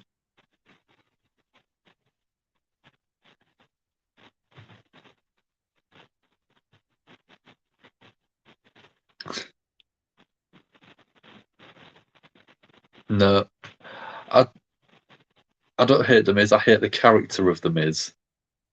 From everything I've seen on him when he isn't actually performing in the ring, he's a very nice guy. But because he is that good at playing a badass, well, playing an ass really, as he does a lot of the time, he is a fantastic character. Yeah, Edge is still completely dead, still recovering from the beatdown on the concertos.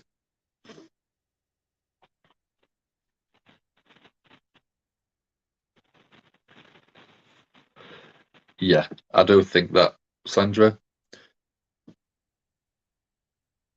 Edge fell out with creative because of the Judgment Day storyline. They pitched more of a cartoonish, gothic, vampiristic sort of side. Not brood, but as close as you can probably get without the word brood in the title. But yeah, he didn't want to go down that road. He just wanted to be a team of guys that went and kicked some ass, and I think that's why they fell out. Hate the character of The Miz. Yeah, I hate the character of The Miz, but the guy himself is a really nice guy by all accounts.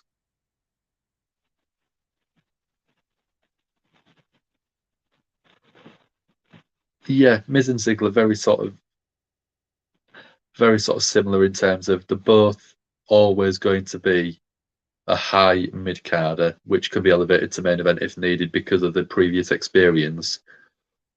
But I think for both of them, they got the title a bit too early, and that's what's making it hard to try and put the title on them again.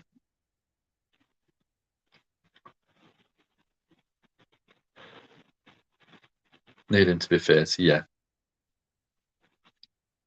Yeah, I agree with that one. We've got Alpha Academy coming down to the ring. We've got Otis, Big Tree Trunk, and Chad Gable. And then we're getting Theory come out in a referee shirt and his US title.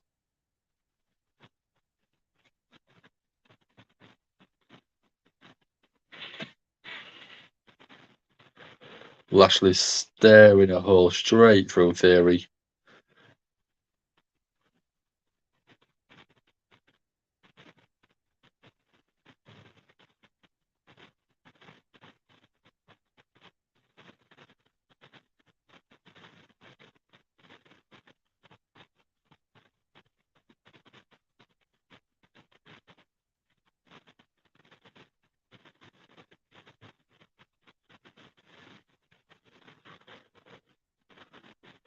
So how long is it before Theory interferes?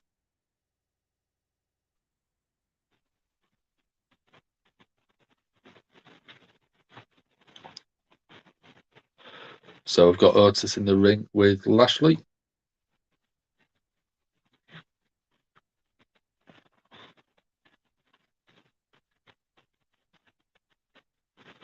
Lashley with the headlock, pushed off by Otis. Lashley went for a shoulder tackle. Otis basically was like, nope. Lashley had to use a drop kick to the knee to get him off his feet.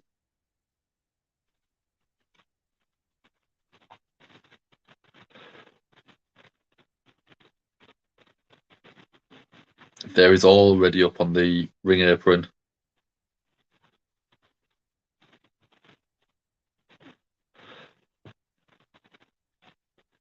Lashley went to take a swing at Theory. Ooh. Gable with a senton off the ring apron to Lashley. And then Otis with a big splash straight on top. Edge and AJ versus Priest and Balor. That looks like it could be a good match. I don't think it should be a very long-term sort of story, though. Because you're taking two separate phenomenal performers in Edge and AJ and having them put in a team. Neither of them need the rub off the other guy. So, yeah, maybe one booking with it, one match.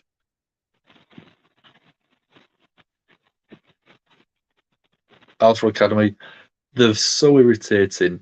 I hate them, but I love the character work on them. Chad Gable is, I think, one of the very underrated performers in WWE because he can just do pretty much everything.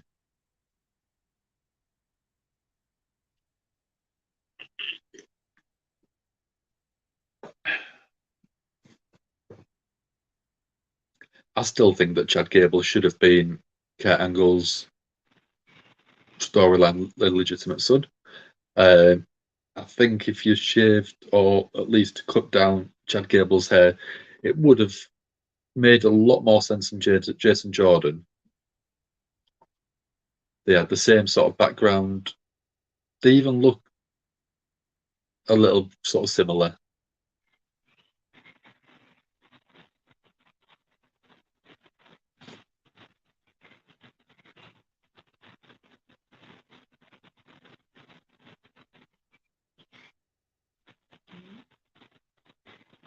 We're on a commercial break again.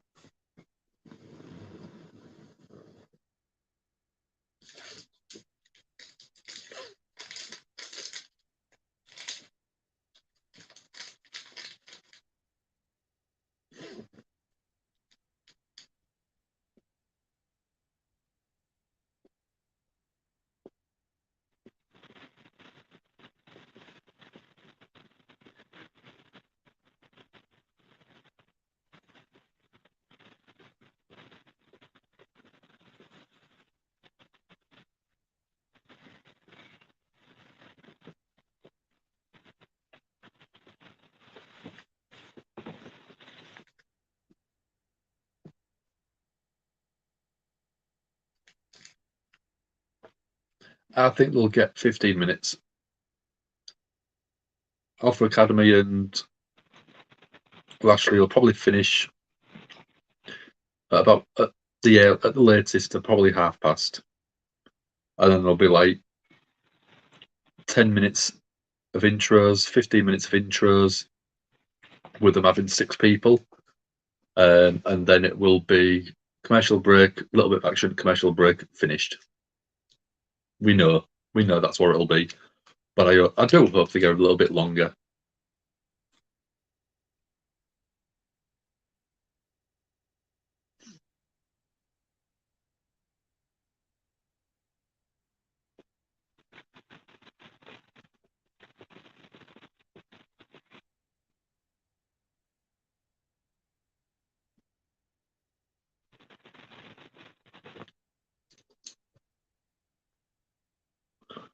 It's just going neck crank on Lashley now.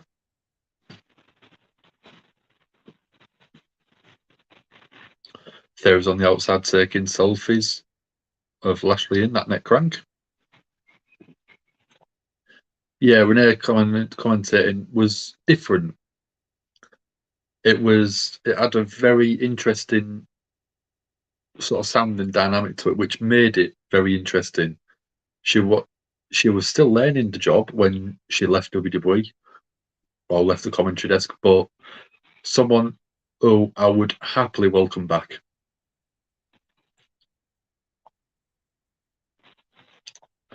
Chad Gable's been tagged in. Yeah. Graves as a heel commentator, after a while, gets very irritating. Lashley's hammering away on Chad Gable. Otis went to tackle, and Lashley steps out the way.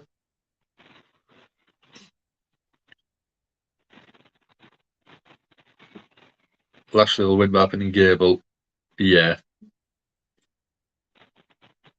Although I think that Alpha Academy could win with a distraction or / interference from Theory on the outside. Chad Gable's going to the top rope. Lashley catches him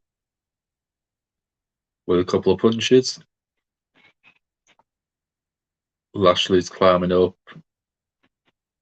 Looks like he's going for a suplex. Otis is back on. Tagged himself into the match.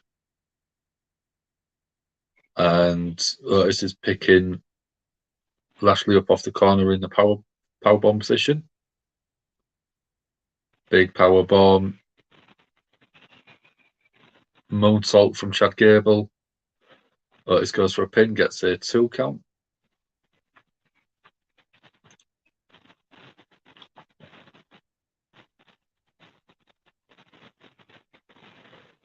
Chad Gable's tagged back in again. So they're keeping sort of nice quick tags.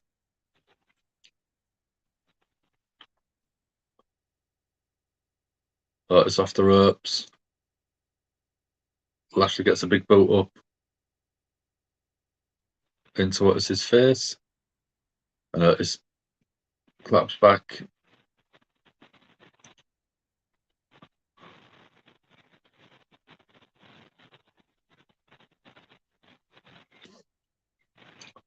Lashley has got Otis in the electric chair position. Big electric chair. Chad Gable's climbing up to the top rope.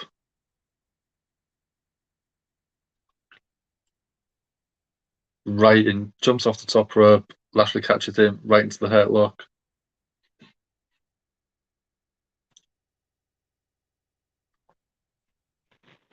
Gable taps out. And Theory starts an attack. Didn't actually interfere, which I'm quite shocked at. Yeah, I'd never seen Otis take that sort of bump before. It was a good call, but wrong way, I'm afraid.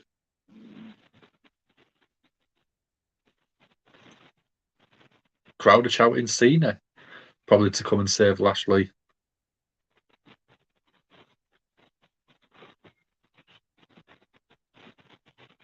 Spear to Chad Gable from Lashley.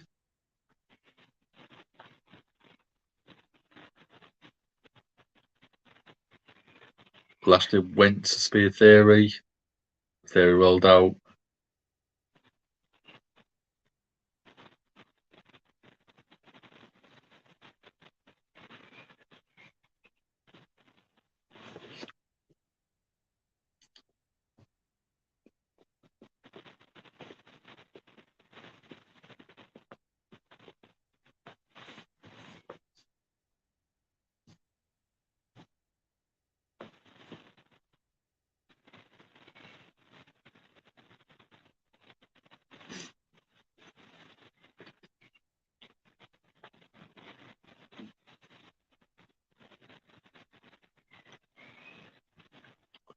So we're getting a little bit of a recap from Hell in a Cell with Cody, with that torn pec muscle.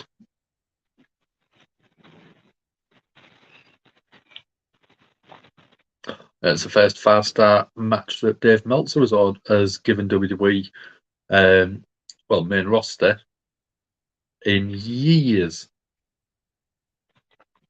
I think the last one was Money in the Bank, Cena and CM Punk.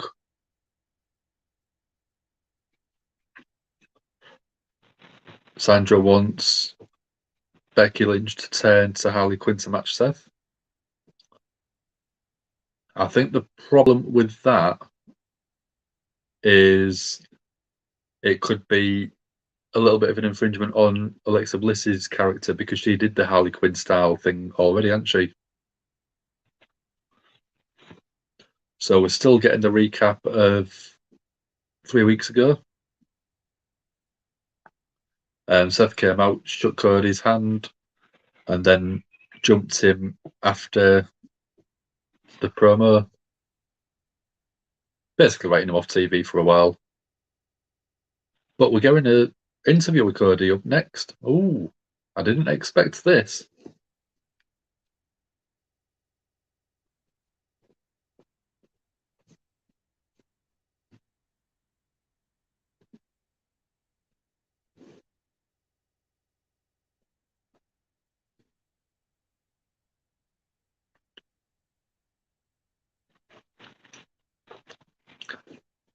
I know where you're coming from, Nicholas. Cody's saving WWE. I don't think he saved WWE. I think he reinvigorated WWE. WWE is always going to pretty much always going to be around. But I think with Cody coming back, it showed that they were still top dogs in the terms of professional wrestling.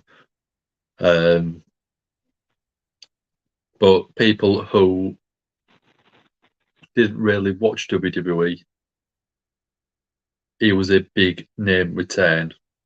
So it might have sort of reintroduced people back to WWE now they had Cody back. That'd work better, I think. Poison Ivy. we know that sometimes they like to dress up as characters for or inspired outfits for pay-per-views. That'd be a great one for her. Red hair would really work for it.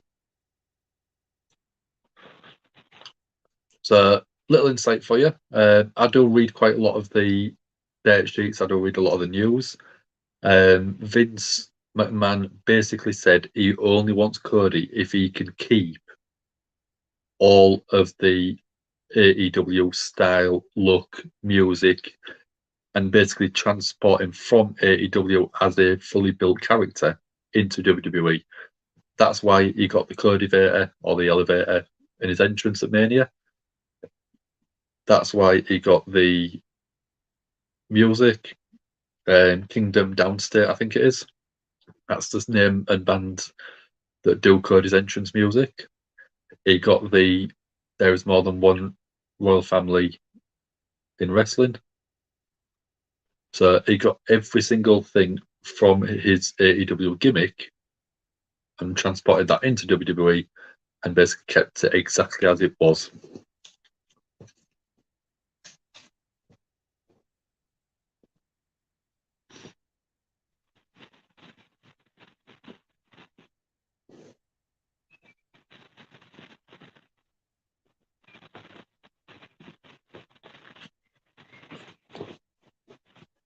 Yeah, Cody basically said that he will never do the Cody Stardust character again.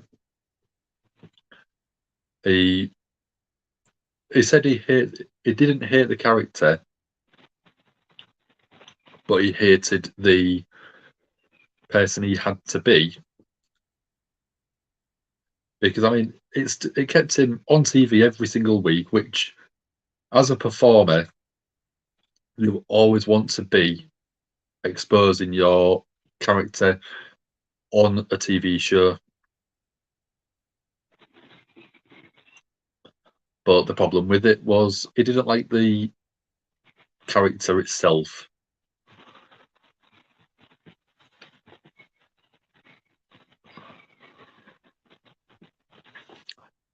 I reckon, yeah. I don't think that Brian will be back at some point. I think that if they use Cody well when he does return from injury, it could be enough that Cody says, yeah, if you come back in, they will look after you. So I don't think Mox will turn back up, but it could be a possibility. So we've got Cody. Looks like he's had surgery just under his arm, on his pec.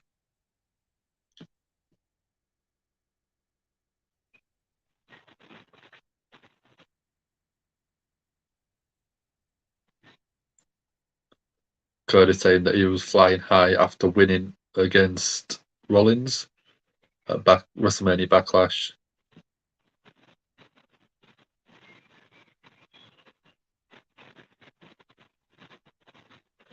Cody's been sold 9 months.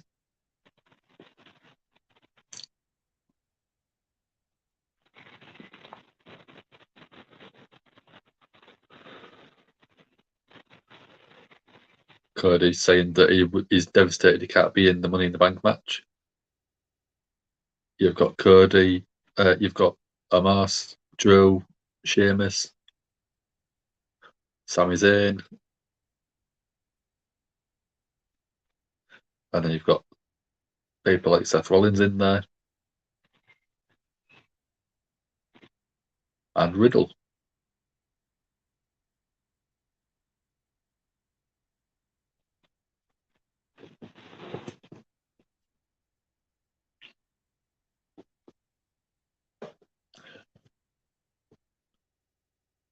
So Cody basically saying that Seth had the best cashing of Money in the Bank.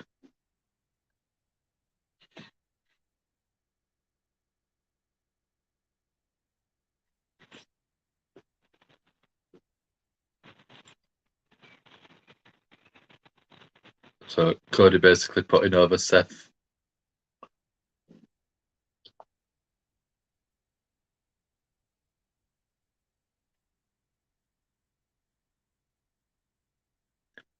Cody's saying that if Seth wins, it'd be Cody would be the first to congratulate him. And the good thing about it is Cody's got Seth's number 3-0 at beating Seth. I've got Cena backstage now, and we've got the crazy Seth freaking Rollins.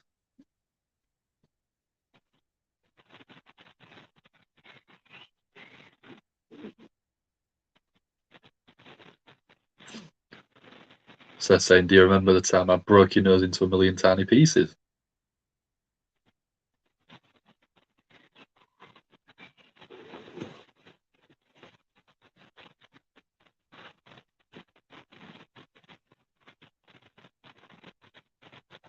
Seth saying they've had a lot of ups and downs between him and Cena.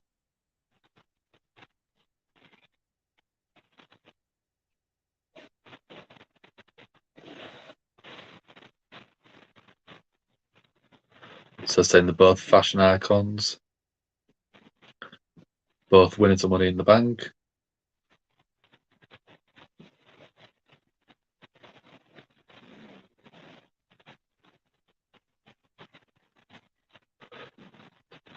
Seth saying that Cena failed miserably, but Seth's cash-in was the greatest cash-in. Yeah, I can't disagree with that.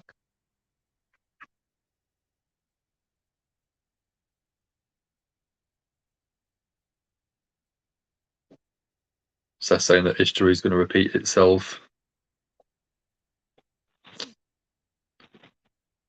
Oh, I've got almost an MVP, almost towering over Seth.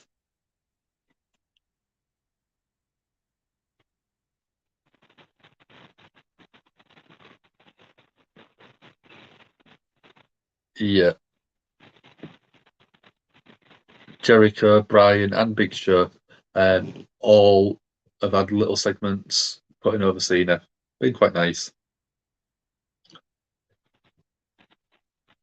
I thought Cole was okay with WWE. They just couldn't match the money that he was sort of asking for. His MVP is basically pouring over Omos. Cena just basically looks at Seth and says good luck. And then Omos just towers right over Seth. I don't know, that it was an okay, so it wasn't the best.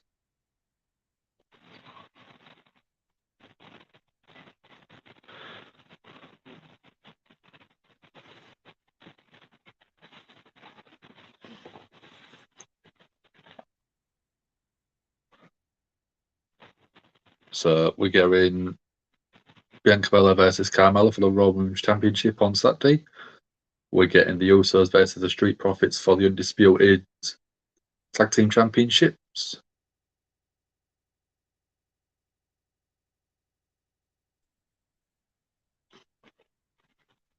Ronda Rousey versus Natalya for the SmackDown Women's Championship. So it's a trainer versus a trainee because Natalya was the one who basically did train Ronda Rousey for her first run. Theory versus Lashley for the US title. Hey, we got Chris Tiger Harris in. I'll just come back to that in a comment in a second. Yeah, we've got Raquel Rodriguez, Alexa Bliss, Oscar, Lacey Evans, Shotzi, and Liv Morgan with one spot left in the women's Money in the Bank ladder match. And we presume it'll be Becky Lynch. So there's been nothing officially announced. Cena and Theory had a little confrontation backstage earlier on. So it could be the start of a tease.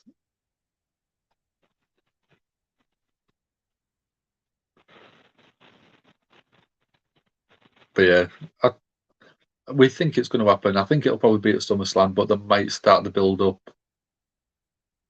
Maybe even at Money in the Bank. Sandra says, "Hi, Chris."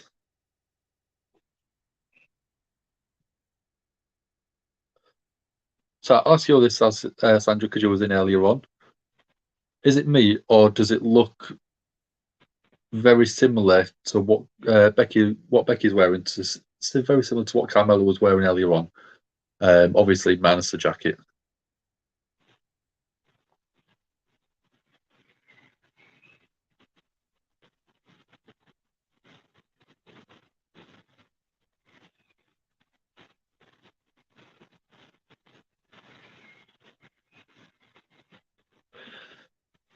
So it's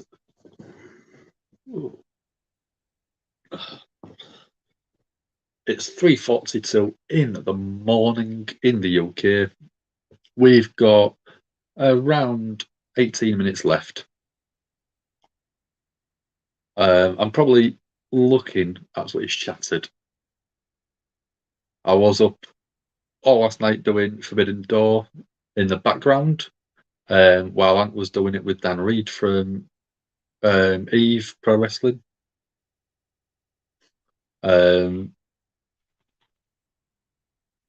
So we didn't actually finish our side of it until I think it was 5:20 in the morning. And then it was a couple of hours sleep. And then I was back at work at 9 o'clock in the morning until 6 o'clock. And then it was get home from work, get something to eat, and try and have at least a couple of hours sleep. The only problem with it is Andy Murray was on at Wimbledon, and I wanted to make sure he won. So I didn't really get anywhere near as much sleep as I was hoping.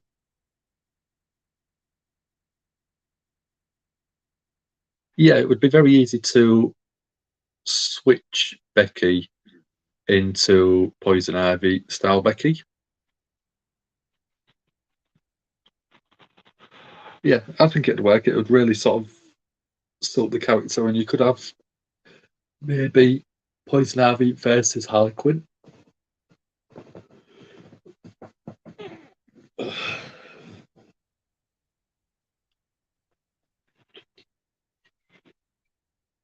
I feel absolutely wired drinking them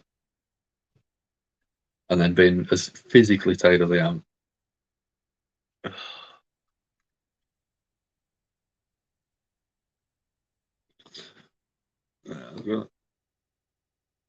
Who's your pick to win Wimbledon then, Sandra?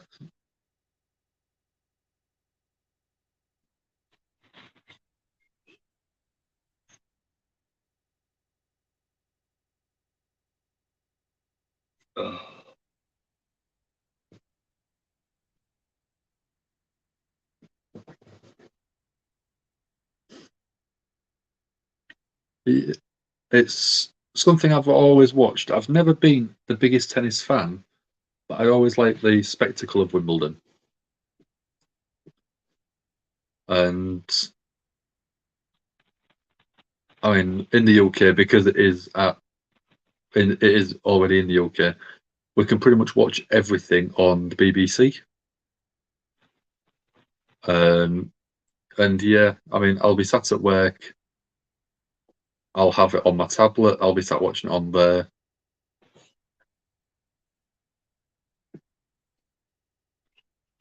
Bjorn Borg, Ivan Lendl, Edberg, Sampras. Yeah, good names there. I've always loved watching Federer play. And I just thought he was the consummate professional tennis player. I'm not saying the others aren't. You looked at him and he just oozed sophistication. And it was just really nice to sort of watch him compared to some other people. Lendl's your fave? Yep, Murray's coach. He's a really good trainer, really good coach for Murray. Ended up helping him win his first championship.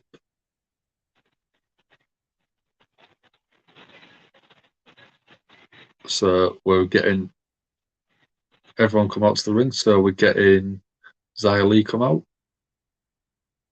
Yeah, Federer, absolute legend of the game.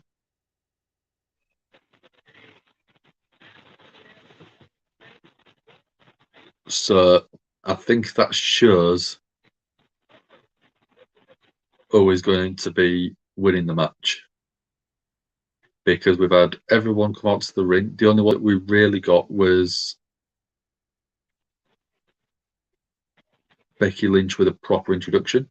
Oh, it's an elimination match. I thought it was just first pinfall goes through, but no, it's an elimination. So, yeah, we've got Doudrop. We've got Becky. Everyone's teaming up on Becky at the minute. We've got Xia Li, Tamina,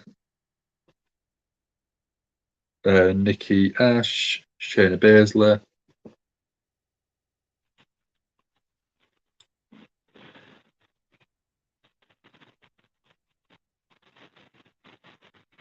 So Nikki Ash trying to eliminate Shayna Baszler early. Go a 2 count. Oh, Tamina and Doudrop facing off.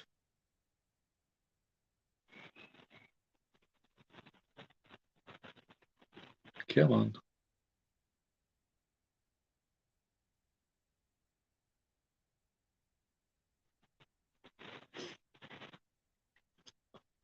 So Tamina with a punch to Nikki Ash, knocking her off the apron.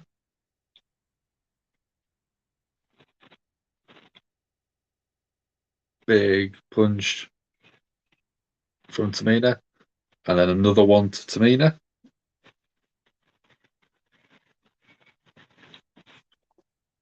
Doudrop with a headbutt. No real impact on Tamina.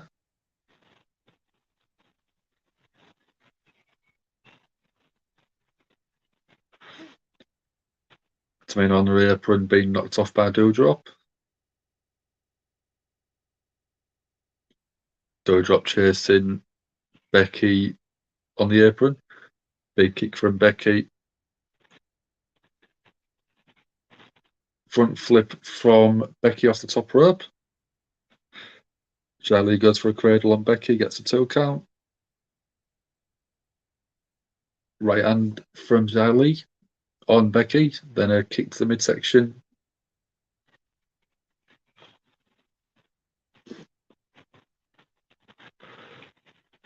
Nikki ASH goes for a roll through pin. Doesn't get it.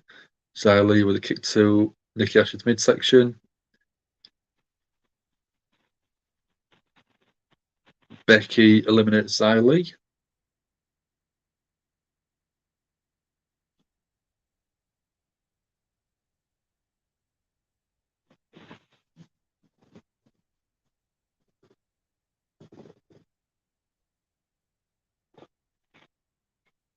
So Nikki ASH with an elbow drop to Becky, goes for a pinfall, gets a 2 count. So we've still got Tamina in the match, we've still got Doudrop, Shayna Baszler. So Shayna's in now, pulled Nikki Ash to the outside. Shayna was going for some joint manipulation, stomping on the elbow. Becky rolled through, got a 2 count. Shayna with forearms to Becky. Doudrop comes up from behind. Shayna went for a German suplex on Doudrop. Becky tried to suplex both of them. Didn't work, gets pushed into a corner. Doudrop with a cannonball to Shayna Baszler in the corner. Doudrop chasing Becky into the other corner. Becky gets out of the way. Tamina follows up and does a splash on Doudrop from behind. Nikki ASH climbing up to the top rope. Tamina gets out of the way.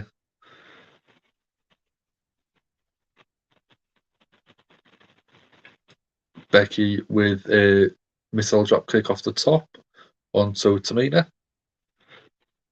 Becky rolls Nikki Ash into disarmer. Nikki taps out, so Becky's got another elimination.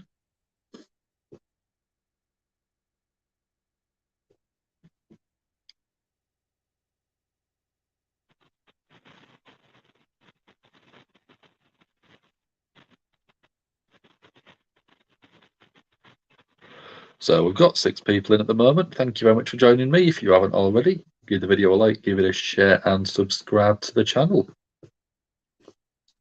We are on commercial break at the minute. We have got officially it was a 6-way elimination match as a last chance saloon for Money in the Bank this coming Saturday. Xylee, Nikki Ash, Shayna Baszler, Doudrop, Becky Lynch, and Tamina. We've had 2 eliminations so far. Xylee and Nikki Ash, both by Becky Lynch. So it's keeping Becky looking very strong. We've got Cena famine. It's been a good night for you then, if you're a Cena fan. Had a couple of good promos. A lot of people showing their support and admiration for 20 years in the business. Thank you very much for saying hello to him, Sandra. But yeah, it's been an alright show. I have had a lot of technical issues at the start, but seems to be sort of getting there. I swapped over from watching it on my TV to on my phone, and it seems to be working.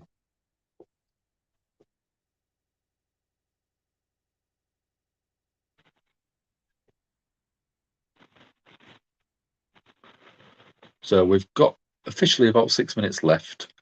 So we're going to have 3 more eliminations, leaving 1 sole survivor who goes into the Money in the Bank ladder match for the female side on Saturday.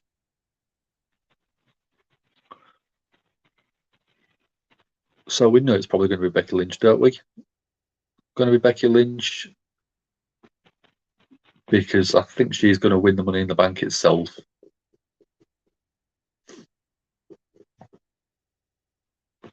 And I think it makes a little bit of logical sense for her to go up against Ronda Rousey instead of Bianca.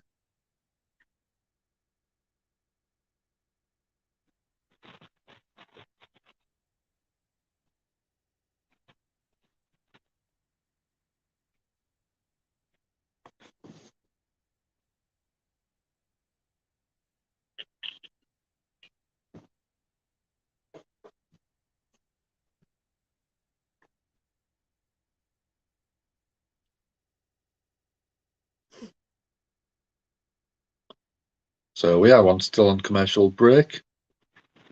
We are coming back with a promotion for NXT 2.0 and Toxic Attraction.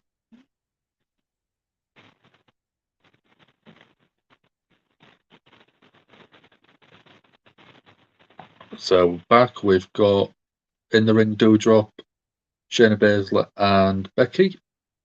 Becky with a couple of big forearms to Shayna Baszler. Shayna going for the Karafuda clutch. Becky gets out of it. Shayna gets pushed to the outside. Becky went for a baseball slide. Shayna gets out of the way. Shayna with some forearms to Becky. Becky with a Bexploder to the surrounding barricade. Very nice. Tamina comes in. And then Doudrop with basically a charge on Becky and Tamina, knocking all of them down.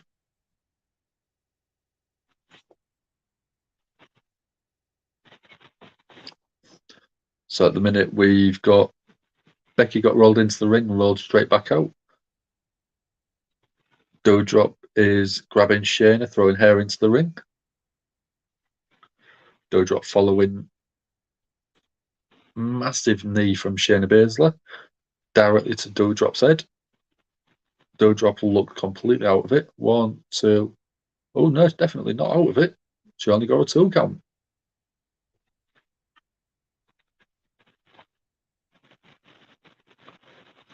So Tamina was going to the top. Shayna caught her.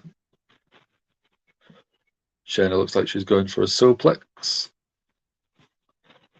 Becky chases down.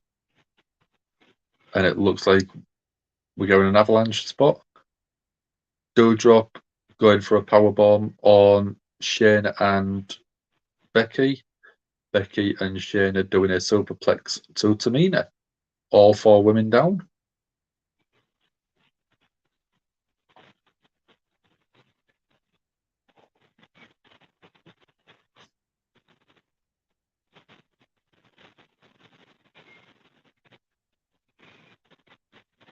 All 4 women are down. Who's going to be the first back to their feet? Looking at it, Doudrop's first to her feet. Doudrop going for a slam on Shayna Baszler.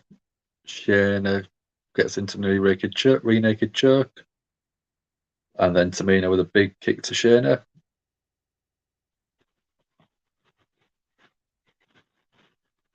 Shayna with a heel hook. And then Doudrop with a splash to Shayna. Doudrop eliminates Shayna with a 3 count after that splash. Very nice. Becky's now back in, attacking Doudrop.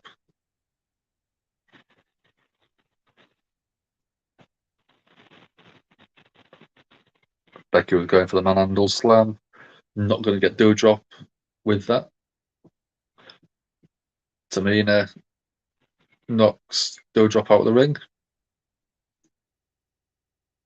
Samoan drop from Tamina on Becky.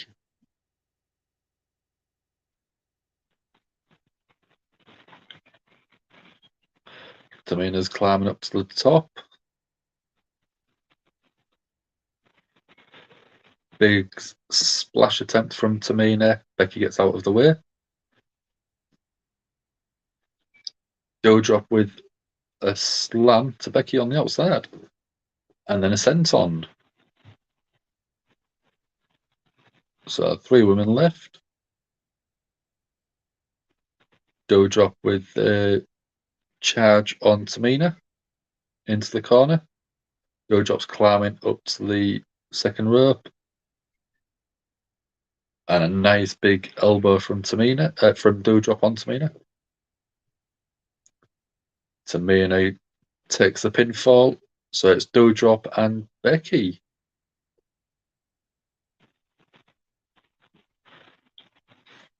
Doudrop climbing over, going to the outside of the ring to grab Becky and throw her back in.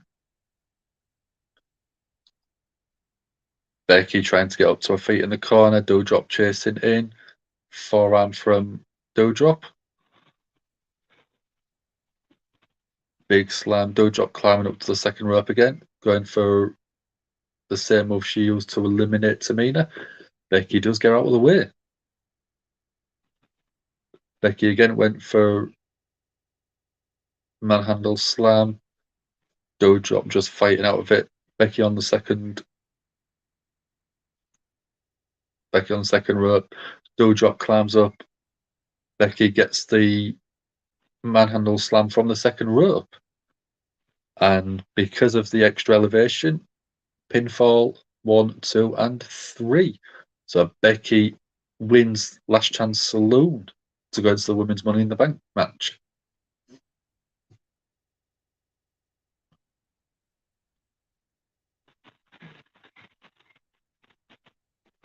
So the full lineup: Raquel Rodriguez, Becky Lynch, Alexa Bliss, Asuka, Lacey Evans, Shotzi, and Liv Morgan in the Women's Money in the Bank ladder match this Saturday.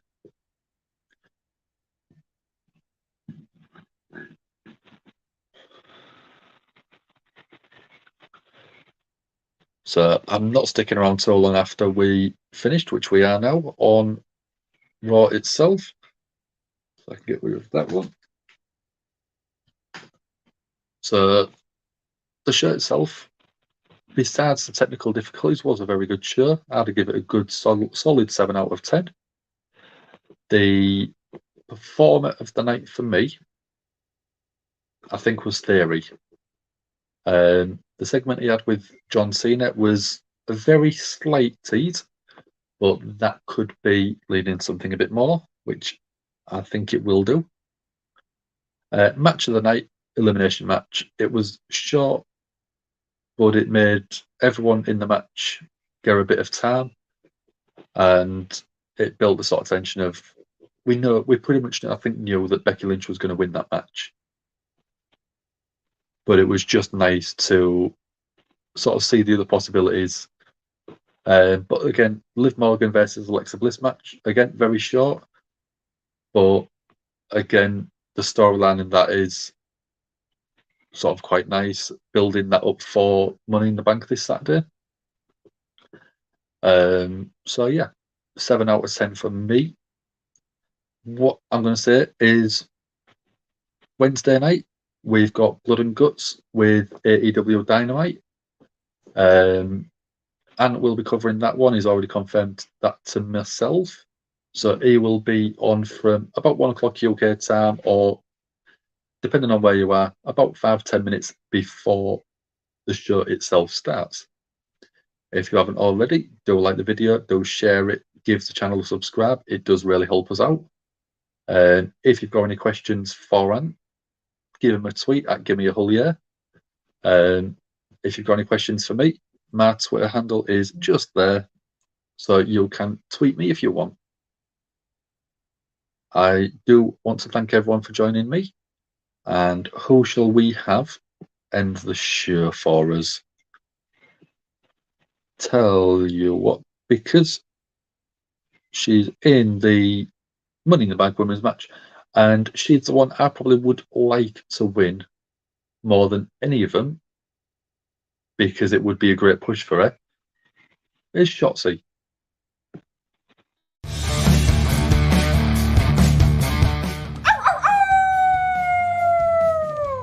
Hello, this is Shotzi Blackheart, and welcome to Gimme a Hull Yeah! I hope everyone checking this out in Yorkshire and beyond is having a great day.